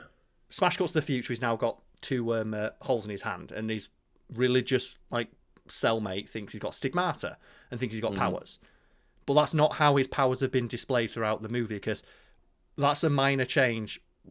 So apparently every minor change he made up to that point resulted in a completely different future. But that one resulted in him still going through the exact process that resulted in him being in that prison cell with that guy. But also, even if that was the case, the holes in his hand wouldn't instantly appear. They would have always been there, and that guy wouldn't have noticed because he would have had them when he walked in. And it's fucking stupid. And they expect you to not notice that, and that's I did, and it pissed me off. Also, I hate that film didn't have the balls to go for the director's cut ending, which is actually, it's super dark, but it's very interesting. Also, it's got Ashton Kutcher in it, so fuck it. But like the director's cut ending is, he makes so many bad decisions. He's like, he keeps trying to fix time, and every time he fucks it up worse. He goes all the way back to when he was in the womb and strangles himself with the umbilical cord. Oh my god. Yeah.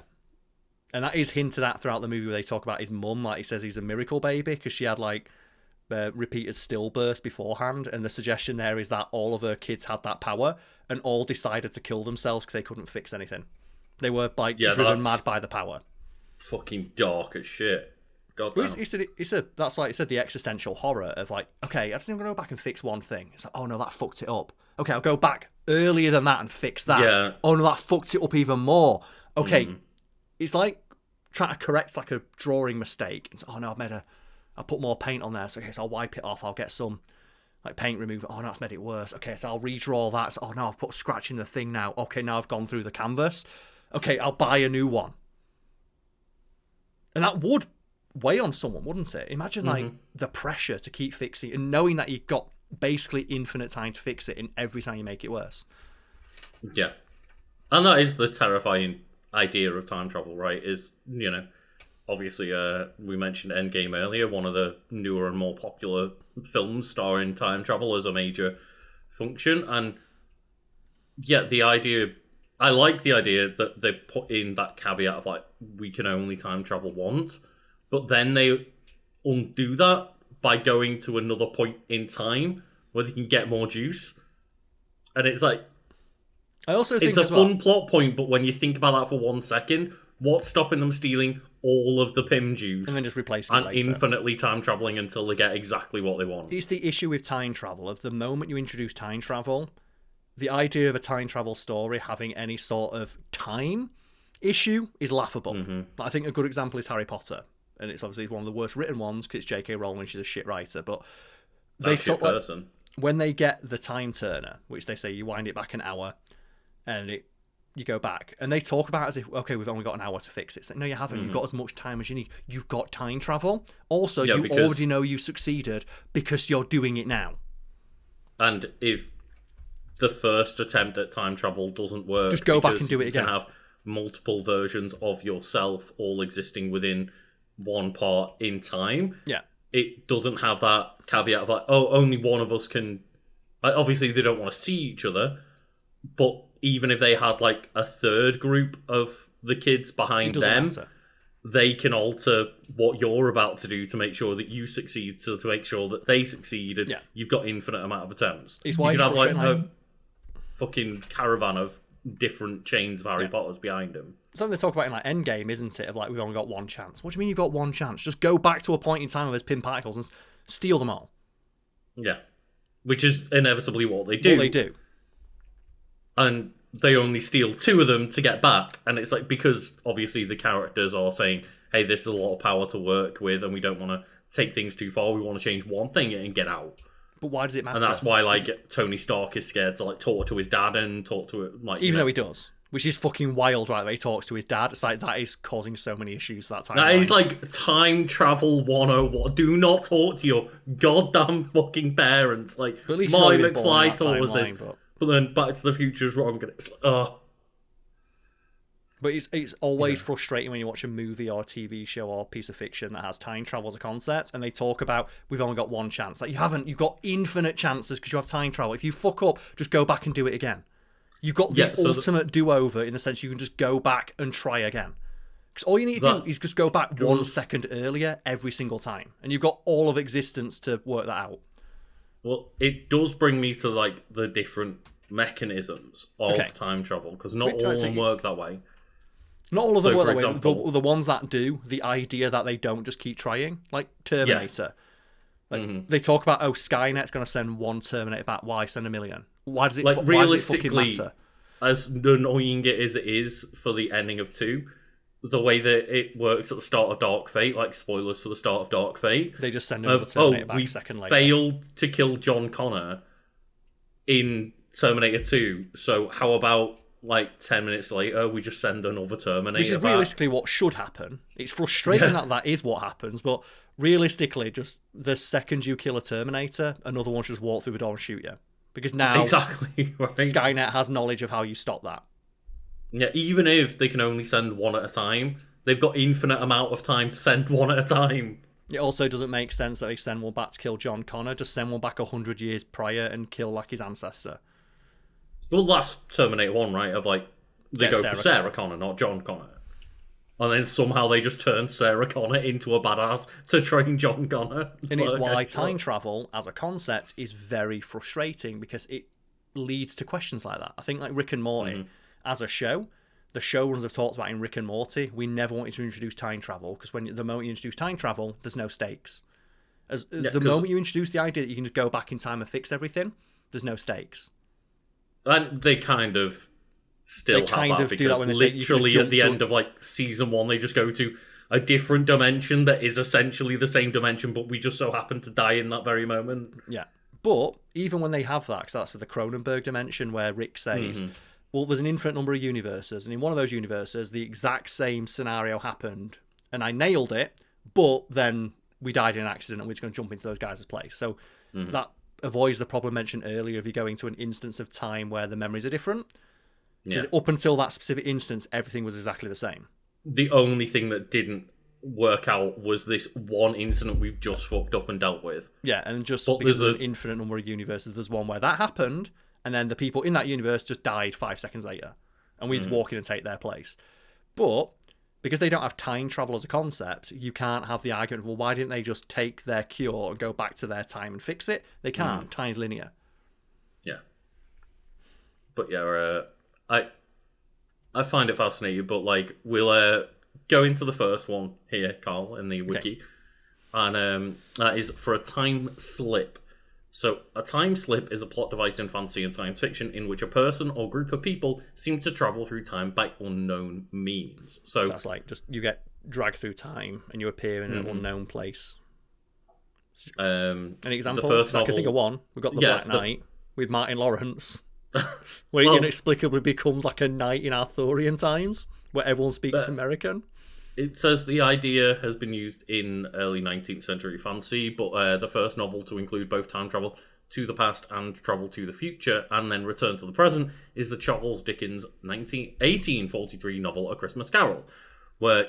True. You just go back in time. I don't know whether that's technically time travel, but for the sake of the story, it might as well be, right? Yeah. Because they're at very least imagining time travel. time travel would suggest that you have the ability to influence the time, whereas he's seemingly glimpsing time. He's like able to like walk through an instance of time from the past, but he can't influence it. Yes. He's only witnessing events from that period.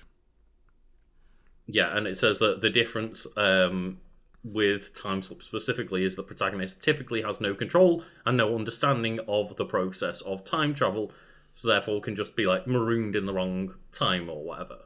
Which would fucking suck. And where Batman got marooned in time and somehow got out of it because he had planned really hard. Yeah, he sent messages into the future to let, I think it was Tim Drake maybe, figure out the fact that Batman was stuck in the past. My favourite thing as well, all he does is just write on a board like, I'm stuck in time. Like, world's greatest detective, everybody. The greatest detectives. Do you know what show does this really well? It's Futurama. Do you like Bender's Big Score? You'll have to remind me. So in Bender's Big Score, they discover the secret of time travel, which is on Fry's ass. And they joke, well, it had to be someone. Oh, yeah. Yeah, and he can go back in time. They say you can go back in time, but you can't come to the future. So it's useless. And Ben's like, well, I'm a robot. I'll live forever. Why don't I just hide in the limestone caverns below the thing? You can come out when I'm supposed to. So they send him back in time. He like steals like the Declaration of Independence and just waits underneath in the limestone caverns where he knows no one's going to be, and just comes back up exactly at the right time he's supposed to. So he literally presses his like button in or whatever, time travels, and then as far as like Fry is concerned in that moment, he then just immediately walks back out and goes like, oh, you've done it. But realistically, he went back in time like 5,000 years and waited, but knew to come out because he's a robot at the exact time that would make sense. And that's where you get one of my favourite lines is where he's like trying to kill Fry, and he bumps into like his nephew, and he's like, okay, say your prayers. It's a Terminator ripoff. It's like, oh, you have to Uncle Philip. He's at the North Pole. I was like, oh, the North Pole. I was just there. Just the idea that he was just at the North Pole but needs to go back again. But then again, if you're a robot that lives forever and you've got time travel, you literally have as much time as you need. It doesn't matter if it's going to take you 1,000 years to get there. Go back in time 1,000 years, walk there, and wait. Yeah, is there, in that scenario, is there anywhere that you would go to get out of the 2026 hellscape that is? I think everyone has the same thing. You go back early enough where you've still got memory of what happened and just like make bets. Like I'd go back like 15 years and just like, okay, I'm going to bet on Leicester winning the Premier League because that was 5,000 to 1 odds. Just go back and bet my student loan on that. How do you do that though? Well, you go back with the knowledge that you have now, right? It's usually time travel. Yeah, but how do you get access to money from that time period? Well, just spend my student loan. What student loan? The student loan that belongs to the person that still exists in that True, timeline? I guess, yeah. Well, in my scenario, I'm going back and jumping into my own past self. I'm going back now with the knowledge that I have. Whereas if I'm going back now with the knowledge I have now, I guess I'd have to go back earlier so I'm not stealing my own money. But then also if you are like, well, all I'll do is like get all the money out of my bank account today, travel back in time with it in like a bag, but then I've got money, but that money's time. All then minted from like 2026 money. So you'd have to go back with valuables, but then you've got to find what's a valuable that's not going to draw suspicion to myself. So I can't take like an iPhone or something back unless I want to be the guy who invented the iPhone. But then you've got to then tell people how you invented the iPhone and understand that, because so many people is just like, well, I'd go back and invent the iPhone, I'd go back and invent the internet. It's like, do you have the remote understanding of how to make that, and then you have zero resources back in that past to start making that a possibility? Well, there's that great meme about it, isn't it? Like, oh, I'm going to go back in time and be a god by inventing electricity. It's like, what are electrons? I don't know. I'm going to go back in time and like make money off the lottery. What are the lottery numbers from like 1992's Powerball? I don't fucking know. And that's one thing that you could do realistically, is you could get a like old record of, you know, the highest winning like lottery numbers in history. But then how would you prove your identity? Because to get something like, you need to have an identification, and it's like you can't have identification from the future. But if I said, well, I'm Karl Smallwood, like, well, Karl Smallwood, according to this, he's like a 22-year-old student in Sheffield. Who are you? And at that point, maybe you have to like track down your previous self to be like, hey, I'm from the future. I'll split the money with you. But then I'll split the money.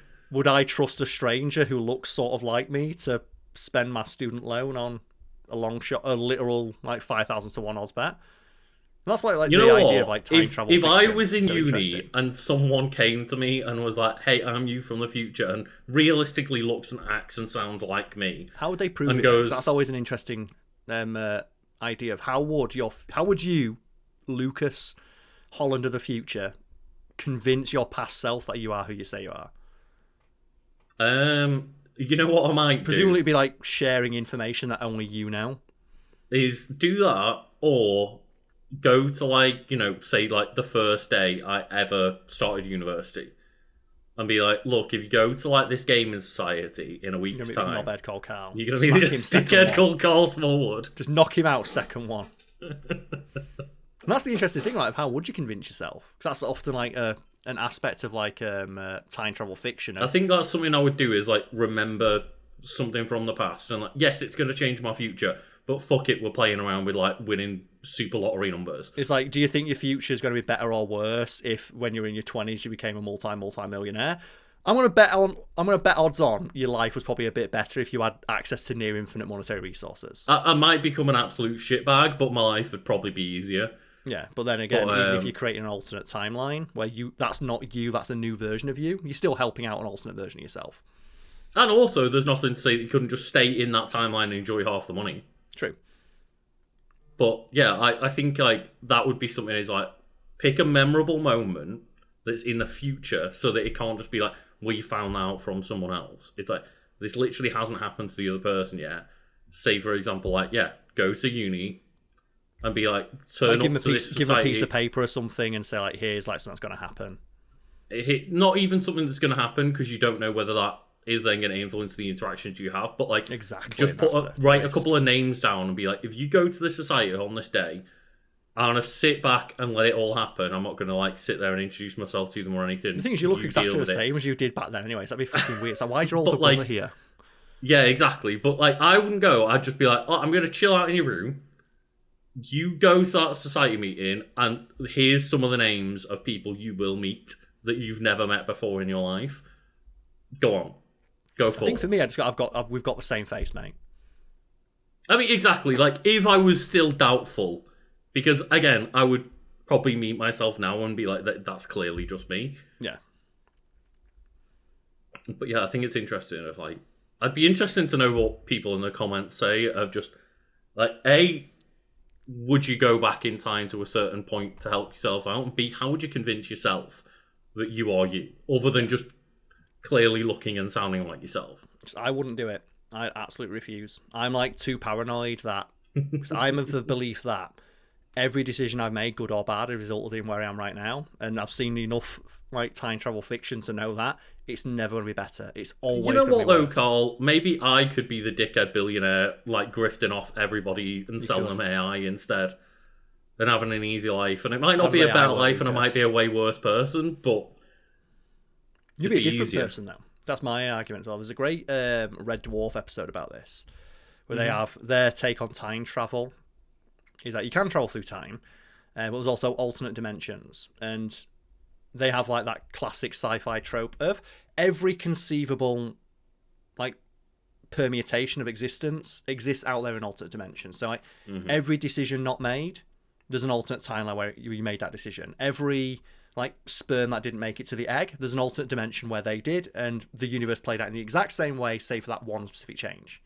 And they have a great moment where the character of Rimmer meets an alternate version of himself, and that version of himself is really successful. And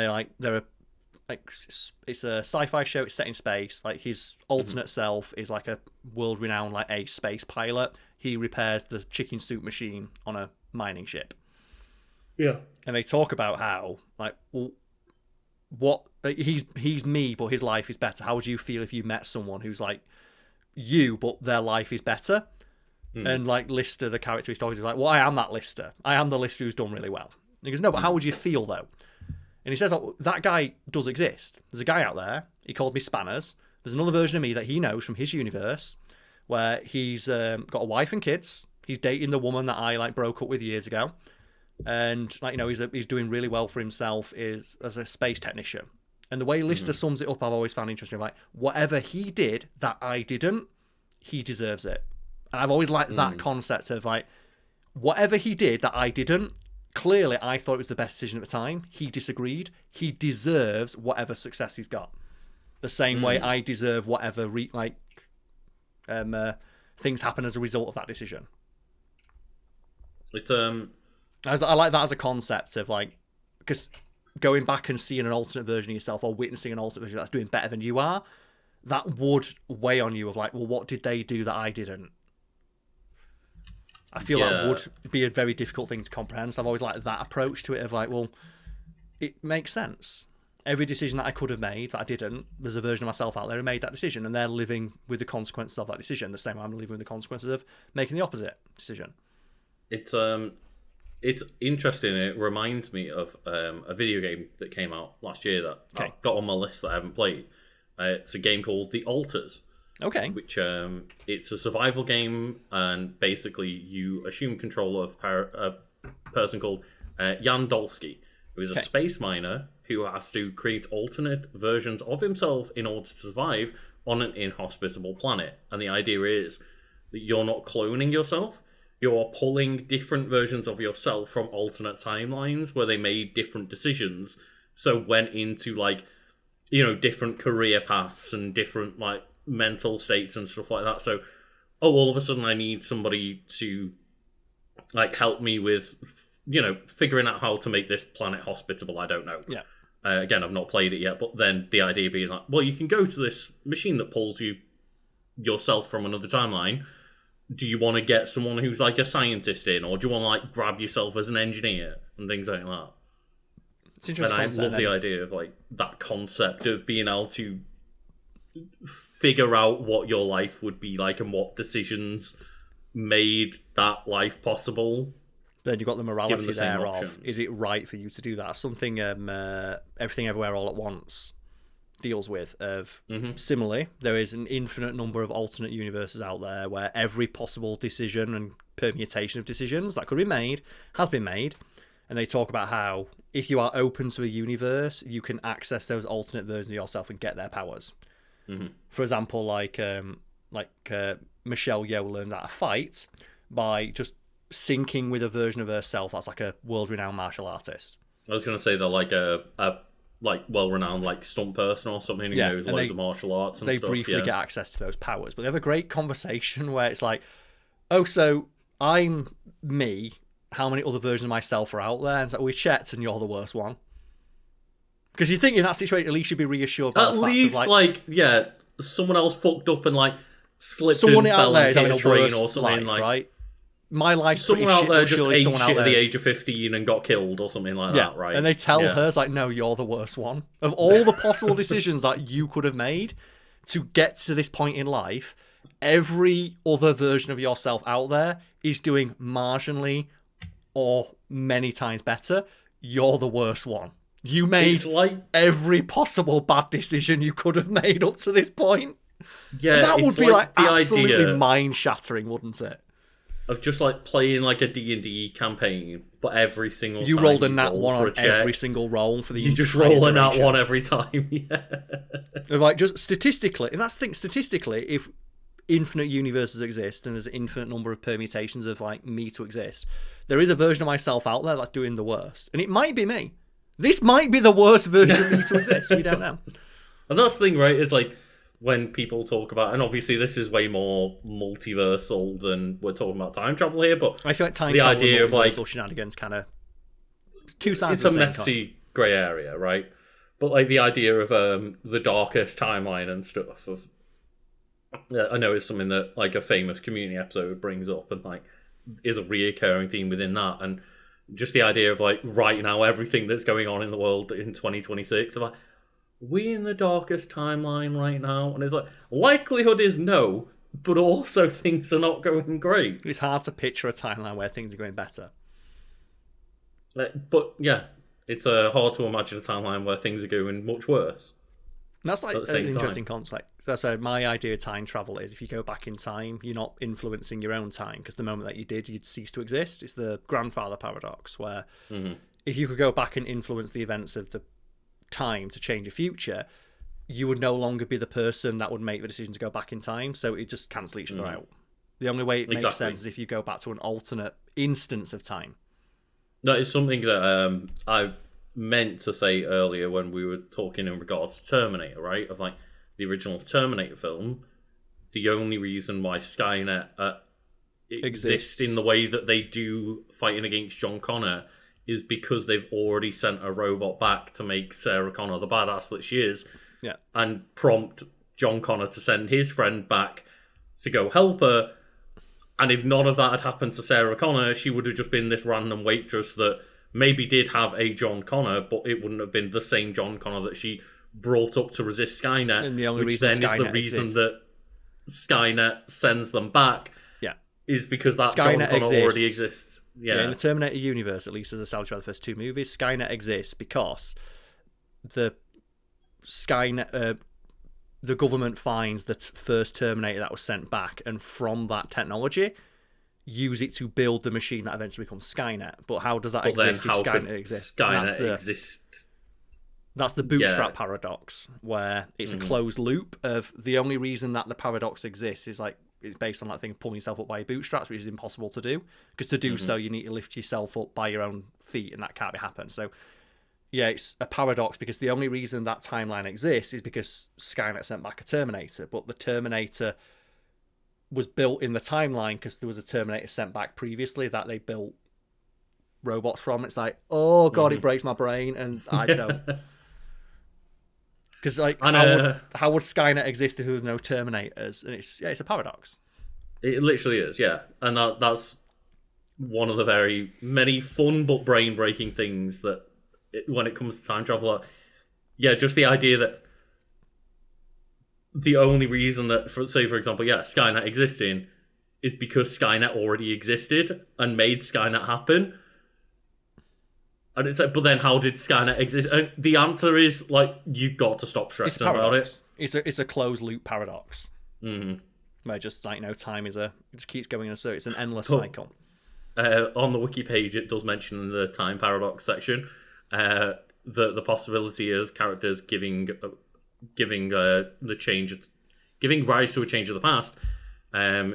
Gave the idea of time police, who are people who prevent such changes from occurring by engaging in time travel to reverse said changes. But surely then that's still a decision that's been made, and then surely that would result in more paradoxes, and that's why it breaks my brain. It's existential, and that's why it's interesting, the idea of in like the way that Marvel depicts it with the TVA, right? Of like the TVA only exists because the TVA already got built. It's always existed. And it's always existed, but it's never existed. And then the point is to purge every other timeline so that essentially the TVA will and always has existed because they're making sure that other timelines don't exist. And it's fascinating, but it's so complicated. Like, it's also very stupid. Our puny brains cannot deal with such things. It's very, very stupid. It's very stupid, and that's what I like about it, is because no matter what way you think of it, there's always different ways to interpret it. Yeah, so, time travel is a theoretical concept, so of course you can interpret that theory many ways, and that's why I said, like, Marvel, it frustrates me of, like, only our time travel theory is right. Because none of it's right. Probably if I sat there and actually broke down and thought about the way that the TVA works with the way that Avengers Endgame works, that probably contradicts itself anyway. Yeah. So, yeah, whatever. But if you think about the way Marvel handle it, there's no fucking way that Captain America got back all the stones to the exact point they were taken. There's no way he did it exactly. Because, like, how, for example, do you know when, Tony Stark gets the fucking, Tesseract stolen off him? Well, that timeline's fucked. Oh, yeah. Well, that's the Loki right? timeline, right? Yeah, but that's completely fucked. And they never talk about that again. That's gone. Fuck that. The timeline where he talks to his dad, that's fucked. You've changed that time. Like, you didn't go in and you're not going to go in and put the stone straight back, are you? But that's not their future. So fuck the other timeline. Exactly.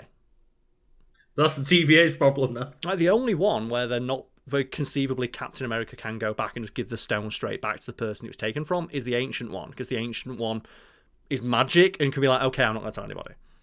And literally says like, "Hey, you can take this. Just bring it back right Bring now." it back, right? And you can picture a scenario where as soon as the Hulk left, like the Steve Rogers walks to the door and hands it straight. I can imagine that exact scene happening. Yeah, just But like what about similar the with the other- Bender thing, right? Like, Of, how is Captain Bender America just- going to walk through fucking Asgard and put the Reality Stone back into Natalie Portman? Is he just sneaking- It's fine. I like the idea that Steve Rogers actually went back in time and just fucking kept him. Because that's the thing of like, how did he do that? He just rocked up at Peggy's doorstep and went, "Look what I fucking got," and just opened up the briefcase. Because like they suggest that he must have done it perfectly. Perfectly. But he can't have done because, for example, how did he get to Asgard and get the? Yeah, because the Reality only Stone way back for is- him to appear as the same old Steve in that reality is to actually have pulled off that time heist perfectly. Also, as well, like, how did he get like the Soul Stone back? Did he go talk to? Because he goes back in time, but he doesn't go back with a spaceship. How the fuck did he make it to Vormir? How did he Use get the to Space Vormir Stone? without a spaceship, without telling anybody what he's doing? Use the Space Stone, right? I guess so. If he used the Space Stone to get there, Yeah, because the first thing you would do is, like, I guess, use the Space Stone to teleport to all the other locations, to then put them back, and then the last one you put back would be the Space Stone. I guess he could use the stones to do it, but But then how And the that's probably- fuck do you, like, give the Soul Stone back to the planet? did he just like teleport it with the Space Stone, or did he go talk to Red Skull? What happened there? And be like, put things in the past, right? I know I sent And that's you presumably here. why they didn't show it, because it makes no sense. Time That- travel is that one would- of those concepts where the moment you think about it, it completely falls apart. Look at like our conversation about the Terminator. We try to talk about how it works for the first movie. There are 7 movies in that franchise. And from the first movie, it doesn't make sense. I would adore, though, just the idea that, like, going to Vormir and watching Captain America have to, like, speak to Red Skull and be like, "Look, I know you're technically a different actor, but you're still the same character. I know you're stuck abandoned on this planet because of me forever. Well, the thing but is, let's do you work out a deal." Do you know in Harry Potter, where like when they're like going back with a time turner and they have like Hermione and Harry are hiding behind a rock the entire time? You have to assume that while Nat and Clint are having that argument about who's going to kill themselves, Captain America just hid behind a rock, waiting to step out to watching immediately Natalie die. and to immediately hand the stone back. Like he's probably hid behind like he's crouched behind like the bush in like the Ancient One's little garden. Like, the waiting. moment Hawkeye gets teleported away with the stone, He walks straight in. like, Captain America's like, "Oh, yeah, don't worry about Because it, that's mate." the only way it could have worked, right? Yeah. But They that's the thing say is, to him, like, before he goes, you have to put it back exactly where we found it at the exact moment it was taken. and Cap is a sensible enough character where I believe that after he's like, "Right, we solved the Thanos problem, half of the universe didn't get obliterated," I think he would have enough restraint to go back in time and say, "I've got to let Nat die in this moment." But then he goes back and bangs Peggy Carter. Then again, would you pass up a chance? If you see prime Haley Atwell there, it's like, I'm Captain America, but no one can resist that. And that's the beauty of that ending, right? Is just that he is willing to put everything aside for the sake of making sure the timeline is completely fine. Except for that one timeline he apparently Then fucked up. he's selfish that one time of like, "But I'm going to go with Peggy." Which, let's bear in mind, would then completely make a new future where Yeah, things which is could be fucked. completely different. As they discuss in Loki, of the moment you make a decision like that, because I think the Ancient One even says, right, the moment you make a decision like that, the branch withers and dies. So Because bear in mind, is the that Peggy then timeline means- doomed to fail? That he went in there, married Peggy, banged her a couple times, then left.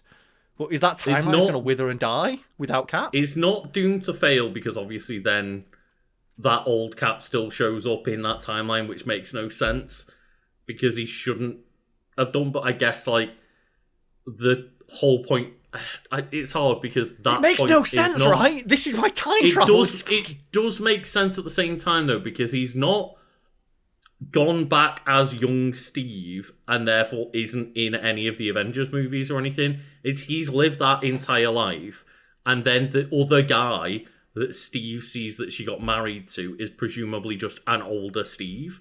is himself. Yeah. And then for some reason, So I guess in that sense it does work. But does that mean though, like when he kisses that lady who's like her daughter, that's his daughter? No, is he I think kissing his own daughter? Niece, right? Okay, so no one apparently in the universe, like Nick Fury, the most paranoid motherfucker, never noticed that Captain America was back. Everyone was sworn to secrecy.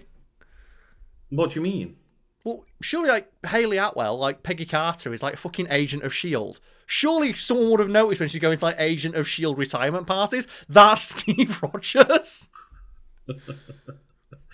Yeah. It makes no sense. This is why time maybe travel... Maybe that part falls apart, yeah. It completely falls apart the moment you apply any logic to it, because it's an inherently illogical thing. Like, because that's the thing, Cap wouldn't have known the Sharon Carter... This is why he's so good. Cap wouldn't have known in The Winter Soldier that Sharon Carter would have been his niece, but presumably...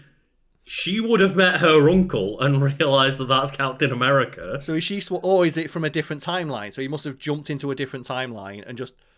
No, because he shows up in that timeline as an old man. So he didn't try and travel back. He just... So did he... That's what I mean. So did he just keep the... He put all the stones back, but which universe did he jump into?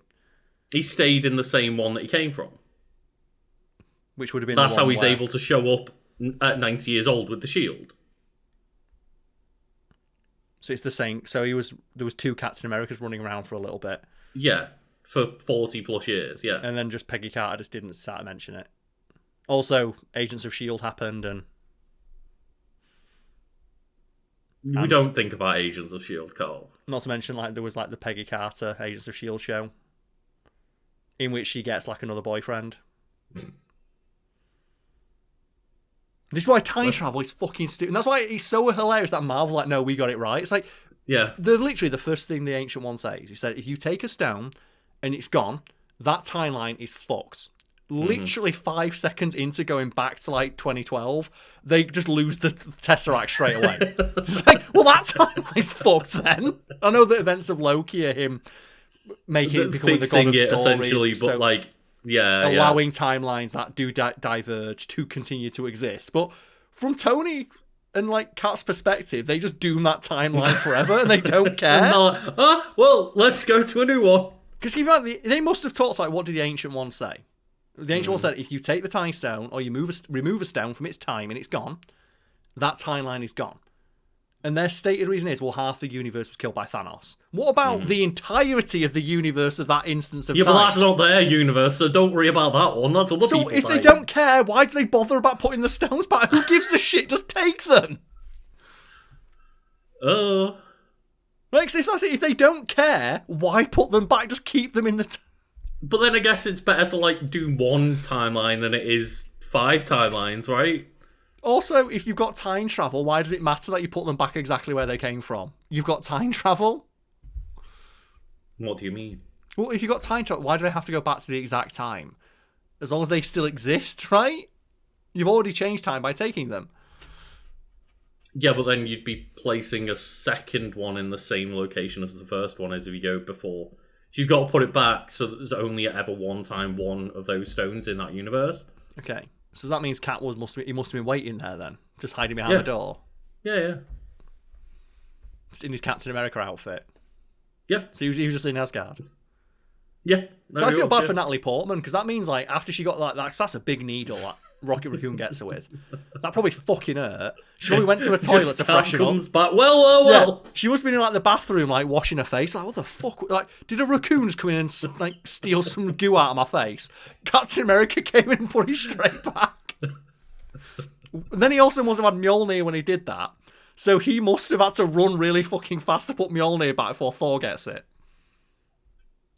Well, I guess like all he needs to do is launch Mjolnir out the window, right? I guess so.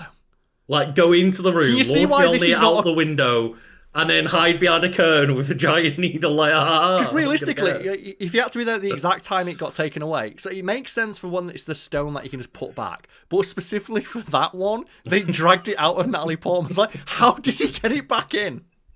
Like, did he just inject it back in like a big needle? He's just got to inject the ether back in there.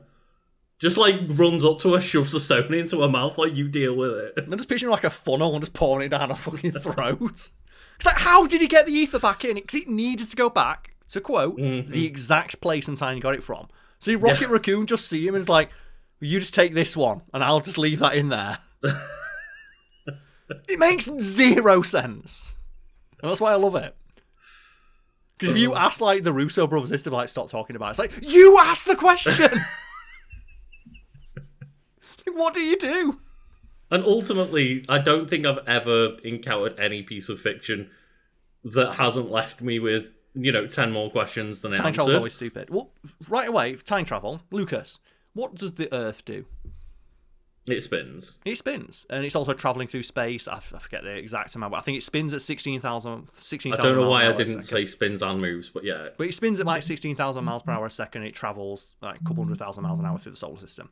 Mm-hmm. If you went back in time 5 seconds, you would be in space 100,000 miles away and dying. It makes zero sense. Like, time travel is not time travel, it's time and space travel. But they never talk about time and space travel. Exactly what Doctor Who does, where it's time and relative dimension in space. Because if you jump back literally 1 millisecond in time, the Earth would have spun around by like 4 miles. You'd be 4 miles in the presumably west. In an ocean or a wall or some crap like that, right? Yeah. Like, you would be in the upper atmosphere being flung 1 million miles away from Earth right now. Yeah. And I'd love to see a time travel movie where someone does that. If they invent time travel, and the second they invent it, they just fly off into space at 1,000 miles an hour. And this is why, Doctor Who needs to come up with a million bullshit explanations every episode of why X and Y works in X and Y fashion. Ultimately, they're writing a weekly seasonal show where the rules have to go out the window all the time, but yeah, at least they got it right with the naming of the TARDIS. Of no, it's time not and space. A time machine. The TARDIS, literally, the acronym is time and relative dimension in space.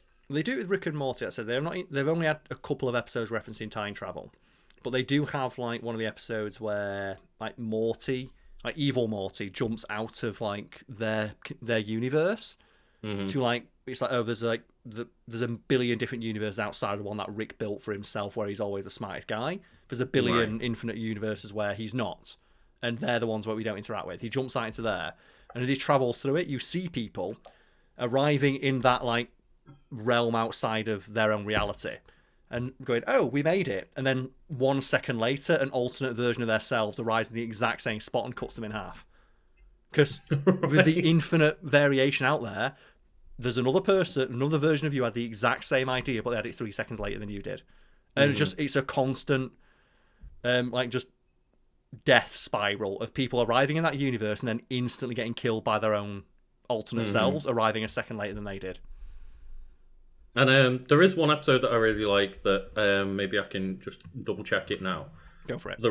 It's not time travel as much as it is like adjacent to it, but it's the idea that like in one of the episodes they get like paralysis decision while some shenanigans are occurring and start splitting the timeline. Yes, that's like because that's the one where like Rick knows that he's so smart. So I know I nailed it. I know my alternate version of myself would do exactly what I'm doing because I'm me. But Rick and Summer go, oh, but how do we know that we're doing the right thing right now? And the moment that goes into their brain, it splits the timeline twice. Splits the decision. And I believe it's called A Rickle in Time. Yes, and that's a really interesting episode, right? Uncertainty, they just keep splitting the universe, and like it ends up to a point where like there's like thousands of different variations of this couple of minutes worth of screen time. And it's an interesting idea as well, because you see like they make that in. I think it's just like Summer makes one snide remark, and just Rick has the choice to either respond with his own snide remark or ignore it. And one Rick chooses to, one Rick doesn't, and from that it just expands. Yeah. Into like a billion different. That's the great visual representation of like one minor decision rippling out and creating entire alternate timelines. Even though they're fundamentally the same, that one minor change in how things went down results in like a split second of difference, and which is an entire new instance of time. As I say, within like a minute or two, you've got every character reacting in different ways and questioning themselves in different ways, where it just keeps splitting and splitting and splitting, and the screen becomes like hundreds, if not thousands, of different variations of this one moment in time. And then it has to, I think the conclusion is something along the lines of like, Rick needs to figure out a way how to kill every other variation of that or something. I think it's collate them all into one. He collates them all into one by putting the collar on them. Of like, you have this collar, and he'll collate all of your versions. Collar, yeah. And all those different variations of yourself will just become the same person. Because there's only been like a minute of differences, it won't completely melt your brain. Mm-hmm. And that's the thing, like, imagine that across every decision made in your entire life. And every single different one of those thousands of instances is also going to be making a multitude of micro decisions. And everyone if people have not seen the episode, and if people have not seen the episode and are interested in like how quickly the butterfly effect would take shape, maybe just go and watch that scene, or like, a Rickle in time. It's interesting. I also love that Rick's solution is, well, I've just got to shoot the alternate version of myself. Yeah. Because we need to cut that timeline off, otherwise it's going to keep spreading and it'll result in the universe imploding. So he gets like a time gun and tries to shoot himself from another dimension. And that's the thing, obviously, in the universe that is Rick and Morty, Rick just has a bullshit machine invention for everything. So it's like the interesting concept has to get written away almost instantly because Rick's got the answer. Yeah, but it's interesting. I said I like that episode. I especially love as well where that's where you get the great moment from Rick, where it's like, oh, my collar's not working, and that's the difference in the time between the two timelines. Like, well, Morty, I'll give you my collar, and he knows that every version of himself will give Morty the collar because he loves his grandson, and he sits there and he's like, I'm okay with this. I'm okay sacrificing myself for my nephew as he's falling through like space time, and then he sees the collar like, no, fuck you, God, I'm the best, and goes straight back for it. And I love the idea that the instant he sees the fraction of a chance, he's like, no, fuck you, God, I rule, not you. Mm-hmm. It's his character distilled in that one moment of like, the instant he thinks he's been outplayed, he's happy with it, but at the moment he sees one chance to maybe eke out a few minuscule moments of existence, he'll take them. And that's why I think an episode like that, I don't know why people always will like sit there and go like, oh no, the Pickle Rick episode is like the best Rick episode. It's like, I'd argue like a moment like that is way better, but yeah. Yeah. Because I like those one where it deals with those like somewhat heady themes. Mm-hmm. Just because you don't often see those themes explored, and I like how they're often subverted as well. Like with the Terminator ripoff episode where like, oh, I killed like a space snake. Mm-hmm. And I think a great line that often goes under the radar in that episode where, like, they get a flat in space. And Morty's like, you can get a flat tire in space. He's like, yeah, I know, it's silly, right? Stay inside the ship. And then, like, Morty comes out of the ship and gets bit by a snake.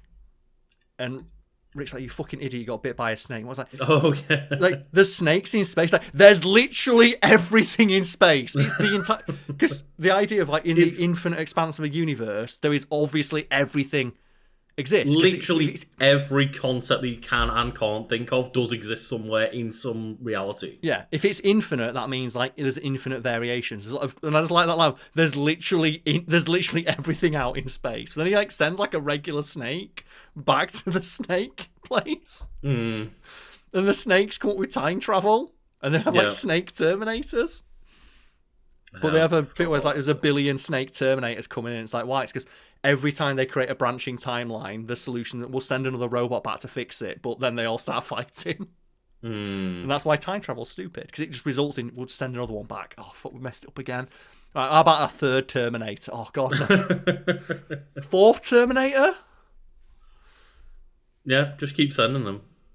Just keep doing it. It's a fascinating concept, but it's never been done well. Like, there's never been time travel done well in anything. I'd argue it has been done well for the purposes of fiction, because we've managed to sit here and have an interesting discussion about many different variants of it. I think that that's more important than getting it right, because it's not conceivably possible to get it right. Yeah. So you might as well make an interesting story out of it. I just think like there's never been a version of time travel where it doesn't create plot holes, and that's why I think like there's the quote from Rick and Morty of it's in sci-fi, it creates way too many plot holes, so we're not acknowledging it. And they even did acknowledge it with that Snake episode, for example. Yeah, but, how stupid it the is. The idea that they don't have access every episode to infinite time travel is more probably what they were. Because that's what would happen, right? You would just result in a billion versions of yourself coming back to the same point in time and having an overlapping mess. And Rick and Morty, I think like it's one of those of it had such a rabid fan base of people calling it incredibly good that it's gone like a whole full 180 at this point of everyone It did going get like, quite full of itself at a certain point. It did, but like I don't, I still enjoy some of Rick and Morty, and think that like it does a good job with a lot of interesting concepts and ideas, but yeah, it definitely got ahead of itself at one point, and it definitely also is not anywhere near as good as like what the fan base made it out to be, which is why there was such a polarizing swing the opposite way of like Rick and Morty is complete trash. But that was pretty good at times. It's fun. Yeah. Well, I said that line of like, there's literally everything out in space. So yeah, there is. Mm-hmm. It's the infinite expanse of space. There's an infinite chance of everything happening. Don't get caught by space snakes. You heard it here first, folks. Do you reckon that's what like the people going around the moon right now are feeling? Is just like, oh god, what if there's just snakes out here? Well, that's a question. Like, what's like the most terrifying thing to spot out? So there's a great like, speaking of, like sci-fi concepts and like existential terror. A great like prompt for a short story is like, what would be the scariest thing to hear coming back from like aliens after we've been sending messages out there for decades at this point? And the top response usually is, stop talking, they'll hear you, or help. And I can't decide which one of those would be scarier. Of we're reaching out into space hoping to meet like beings more advanced than ourselves, and the only thing we get in response is like an SOS, essentially. That they want our help, or someone saying, stop fucking talking. Wait, what? Shut up, man. The Reapers are out there. They'll figure you out. Forest theory of when you're in a dark forest at night, even though you know there's many creatures out there, the reason you don't hear them, or you don't hear all of them, is because they know that the more attention you draw to yourself, the chance of a bigger predator getting you will be. That's the idea. That's why we never hear, or one of the theories why we don't hear aliens sending out messages to us, is that they know that it's a very stupid idea to draw attention to yourself. Yeah, and it's one of the things that I mentioned, the Reapers, just like is scary about the Reapers in Mass Effect, right? Of every conceivable like thing that Shepard says of like, well, no, they are infinitely living somewhere on the outer like rim of the galaxy, and they're like, no, nothing can survive out there. It's like, exactly. That's why this is terrifying. Nothing should be able to live that long out there. But something does, and it's coming for us. Also, when you talk to the Reapers, and like every argument you try to make against your own extinction is like, there's been an inconceivable amount of previous civilizations that we've had this exact same conversation with, and it didn't work for them either. And then Shepard just blasted a big old beam in the face. So you do. Like, did anyone else just think of shooting the Reapers really hard? I love our Shepard that just gave up. Gave up, big give ups. Got to the ending point of like, got to the giant weapon in the sky and went, what's your decision? And the fourth option is like, I think like, go on. Do you know what we talked about, like, speaking to your past self? Like, so I sometimes get really like existential. Have you ever talked about when I met myself from the future? This really happened and it freaks me the fuck out. It's not in like a Joe Rogan kind of way, but I was out for a drink for like my 35th birthday this year. And I was in a pub that I've been to many times before, and just some old guy sat next to us. And we were asking him where he'd been that night. It's like, oh, we're looking for someone else to go tonight. And everywhere he'd been that night is every bar we'd just gone to. Right. And then he looked me in the eye. You know, we said earlier, like, if you saw someone, would you recognise yourself? He looked at me and he smiled. And in that moment, I saw myself, and it freaked me the fuck out. So when I smile, I'm not sure if I can smile genuinely because I'm so scared, but I go like that, and there's a crease around my eyes. And the guy did it, and my mate looked at me. And when that dude went to the bathroom, went, do you know him? Because he looks exactly like you. And then I was like, he was giving me like life advice and stuff, and I was like writing it all down of like, well, I need to take some advice from this dude. So technically, Karl has already time travelled. What was he was telling me about? Oh, I remember being your age. Like, what did you do? It's like, well, like you're doing now. I went to a pub with my mate. It's like, what happened? He went, oh, I don't remember. It's like, please remember. Please, no. And I remember saying to my mate afterwards, like, that was fucking weird, right? Like, did you see that? Yeah, when he smiled, that looked exactly like you. I thought it was you for a second, and is it because we're drunk, but we both saw it? I like the idea that either Karl's got some old man stalker out there, or Karl travel back in time to just go have a pint with himself. Well, that's the thing about it. Like, and I don't think it's me from the future. But Joey, that's the trick, Karl, because you this entire second half of the podcast have been terrified of interacting with yourself via time travel. Maybe I just mellowed out. You mellowed out and you just went fuck it, I'll do it, but I won't make it evident. I won't do anything that would affect the future. I'll just have a pint with my younger self. I'll just go and have a pint with him. And I know I'm going to be there because it's a memorable thought of don't do that, Lucas. You're going to freak me out. But I was really, really weirded out the entire rest of that evening. Cause, it was one thing that I noticed it, but the person I was with, the instant the guy smiled, just looked at me and went, "That's the same face you make when you smile. What the fuck's going on?" And then I know, knowing me, at least in my present day, that right now I'm gonna put the stake in the ground of what would happen with my version of time travel is the moment that we finish talking in this podcast and finish recording. There would be a knock on my front door, and it would be me being like, "Hey, it's fucking you. I've travelled from the future." You might have just mellowed and just gone "I won't say anything. I'll just go have a pint with me." And just to clarify, that actually happened. That actually happened, and it fucking freaked me out. And I spent the rest of that evening all on the verge of hyperventilating because I was really weirded out and scared of what had just happened. Yeah, because future Karl knew exactly how far to push it without freaking you out. Fuck you. And yes, I was drunk. Yes, I was getting a bit misty-eyed because I'm old and we were. But that's when old Karl knew to strike. When I was weak. When you're a couple of drinks in, a bit more susceptible to not believing it. Yeah. Yeah, but he gave me some very good advice that I've sworn to take to my grave. Because if that does happen to be me from the future, I don't want to share the advice he gave. But that did happen. You went and just slide into every DM of your old exes on Facebook. Do it, why not? Just test your luck, it's a numbers game. You up. You up, question mark. Eggplant emoji, let's go. But yeah, thank you for making my the rest of my day incredibly stressful, Lucas. Ironic one, a video about time travel, and I'm never going to stop fucking thinking about it.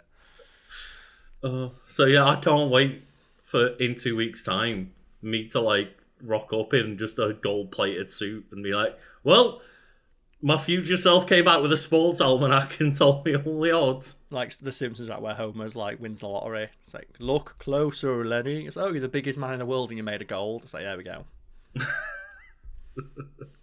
The first thing I think I'd commission is just the Bender statue, right? Remember me. It's perfect.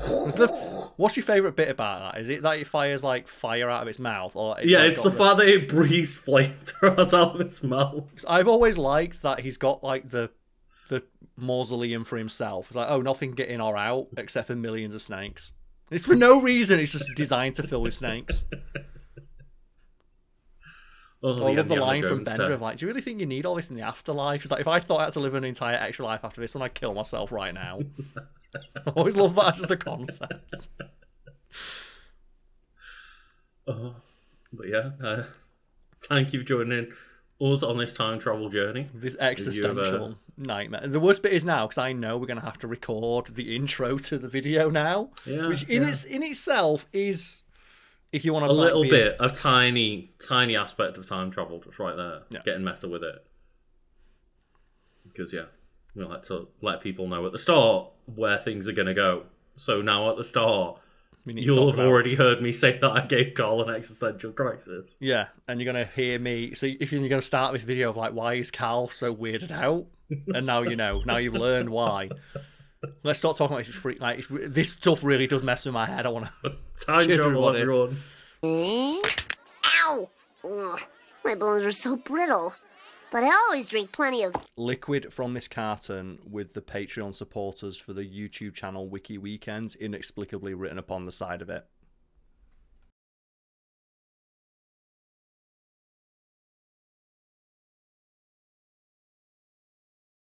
So, Karl, another weekend, another great video from us, I presume. What do you presume? Well, we make good content. We make good content, but we're recording this before we've made any of said content. That's true. I also like so people now get a glimpse of our different setups, and they're basically the same. We both got a green screen. I've decided, fuck it. Hoarder mode activated. Get as many knickknacks in there as possible.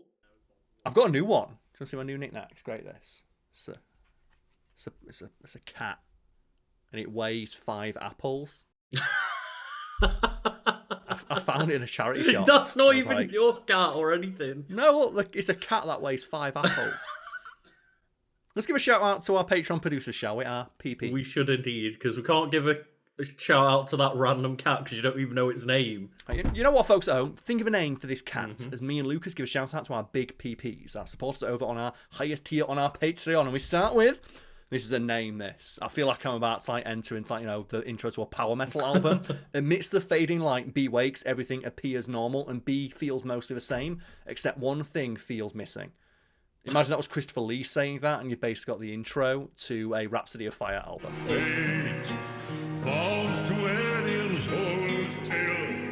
Well, the next one we have to keep it nice and simple, as always, with our next big PP, who is Daddy Grunt. So thank you, Daddy. Don't say it like that. Never say it like that. I'm a big fan of all those tweets from like millennial fathers of like, my kid called me Daddy. We're gonna have to change this. You're gonna have to call me bro or something. I can't deal with this. It's not okay. It's not okay. He's not my boyfriend. Might be a bit warm. The cooler's off. Thanks, babe. But we move on now to shout out our next big PP, and that is Fallopian, Starship, and the Tunnel of Life.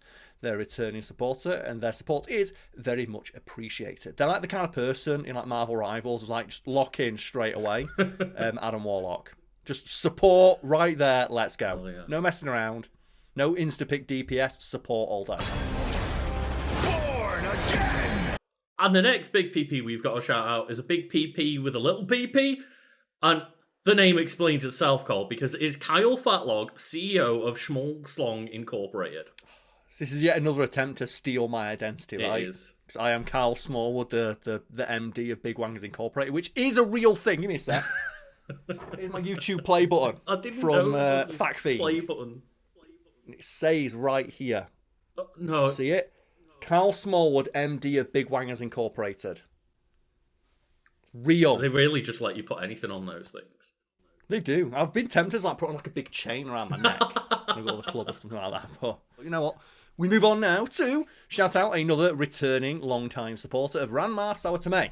And that is from an anime. It's an anime neither myself nor you are familiar with, Lucas. So I guess just like give me a clip from an anime that you think is cool. Ooh. That's going to get this end of video clip copyright struck. Okay, I'm feeling Attack on Titan today, so give me Levi doing something cool. So just Levi. Just Levi doing anything Levi does, because it's Levi. And then we move on to our next big PP, who is once again a returning supporter. Thank you all, as always. And that is Rosalindis Memphis. So, Karl, you're going to have to explain to me once again how you're going to get around the walking in Memphis thing. Well, I've been learning to play piano for like the last year, and I might be able to play the intro myself. So I might record myself like really, really badly just playing the intro to Walking in Memphis. I can't. And I'll dedicate it to Rosalindis Memphis, one of our long-time supporters. If not, I might just play like a really basic ditty. Like, do you like do the classic like da da da da da da? Either way, I'll play a ditty and dedicate it to you.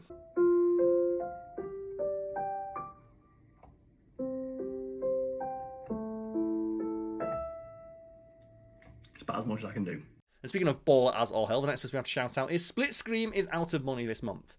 That is not a problem. Like the support like this is very much appreciated, but never expected. Yeah. Myself and Lucas are greatly appreciative of fans who give us this level of support, but it's not expected in any way, shape, or form. Yeah, I hope that means that that you're out of money from going forward, and will not feel the need to keep going, because I don't like the idea that it's like, well, I can't afford, to put food on the table or something, but I can afford to support news, and it's like it's appreciated but never expected. And I do like the idea though of someone like with their last possible ounce of strength, like sending us the money. We want you to have this dollar we were saving. Please, I don't deserve this. And Karl, I believe you have to shout at the next person, of course. No, I don't. This is you. We agreed I have shouted out to Wiki Horchata multiple times on the bounce, and do you want to explain why? It's just because it's a language that is not one that I'm very familiar with / familiar with pretty much at all. And the last time I tried to shout out to Wiki Horchata, Karl did shame cam on me. Yeah, so I won't do shame cam. Do you know what I'll do? I'll do zoom in on cat cam. So people can appreciate this cat weighs 5 apples. So while you shout out to Wiki Horchata, just absolutely butcher every single word just here. So thank you to Wiki Horchata. Aknimati Notakital Kaltal Tlowen Hinikmata Taketal Wan Niapsamiki Wan Nyoku Wesatok Sampampa Tinek. I'm sorry. I'm trying. Can you imagine if you called a cat that? Is that the name? You're never getting that cat back, eh? That goes out. You let that out for a shit once, it's gone. It's just gone, bro. You're not getting that cat back when you shout after it. We move on now to apparently the alter ego / rival of the first person we shouted out of Zap, his counterpart, shocked by what he sees, B of evil, takes his first steps free of his original flesh for the first time. And what is this Team Rocket ass shenanigans going on in the shout outs for our Patreon? The patrons have gone meta. Is this 2 Patreons who've decided to just start beef with one another? Are they teaming up? Or is it the same person, but they had a schizophrenic break, but still decided to support our Patreon?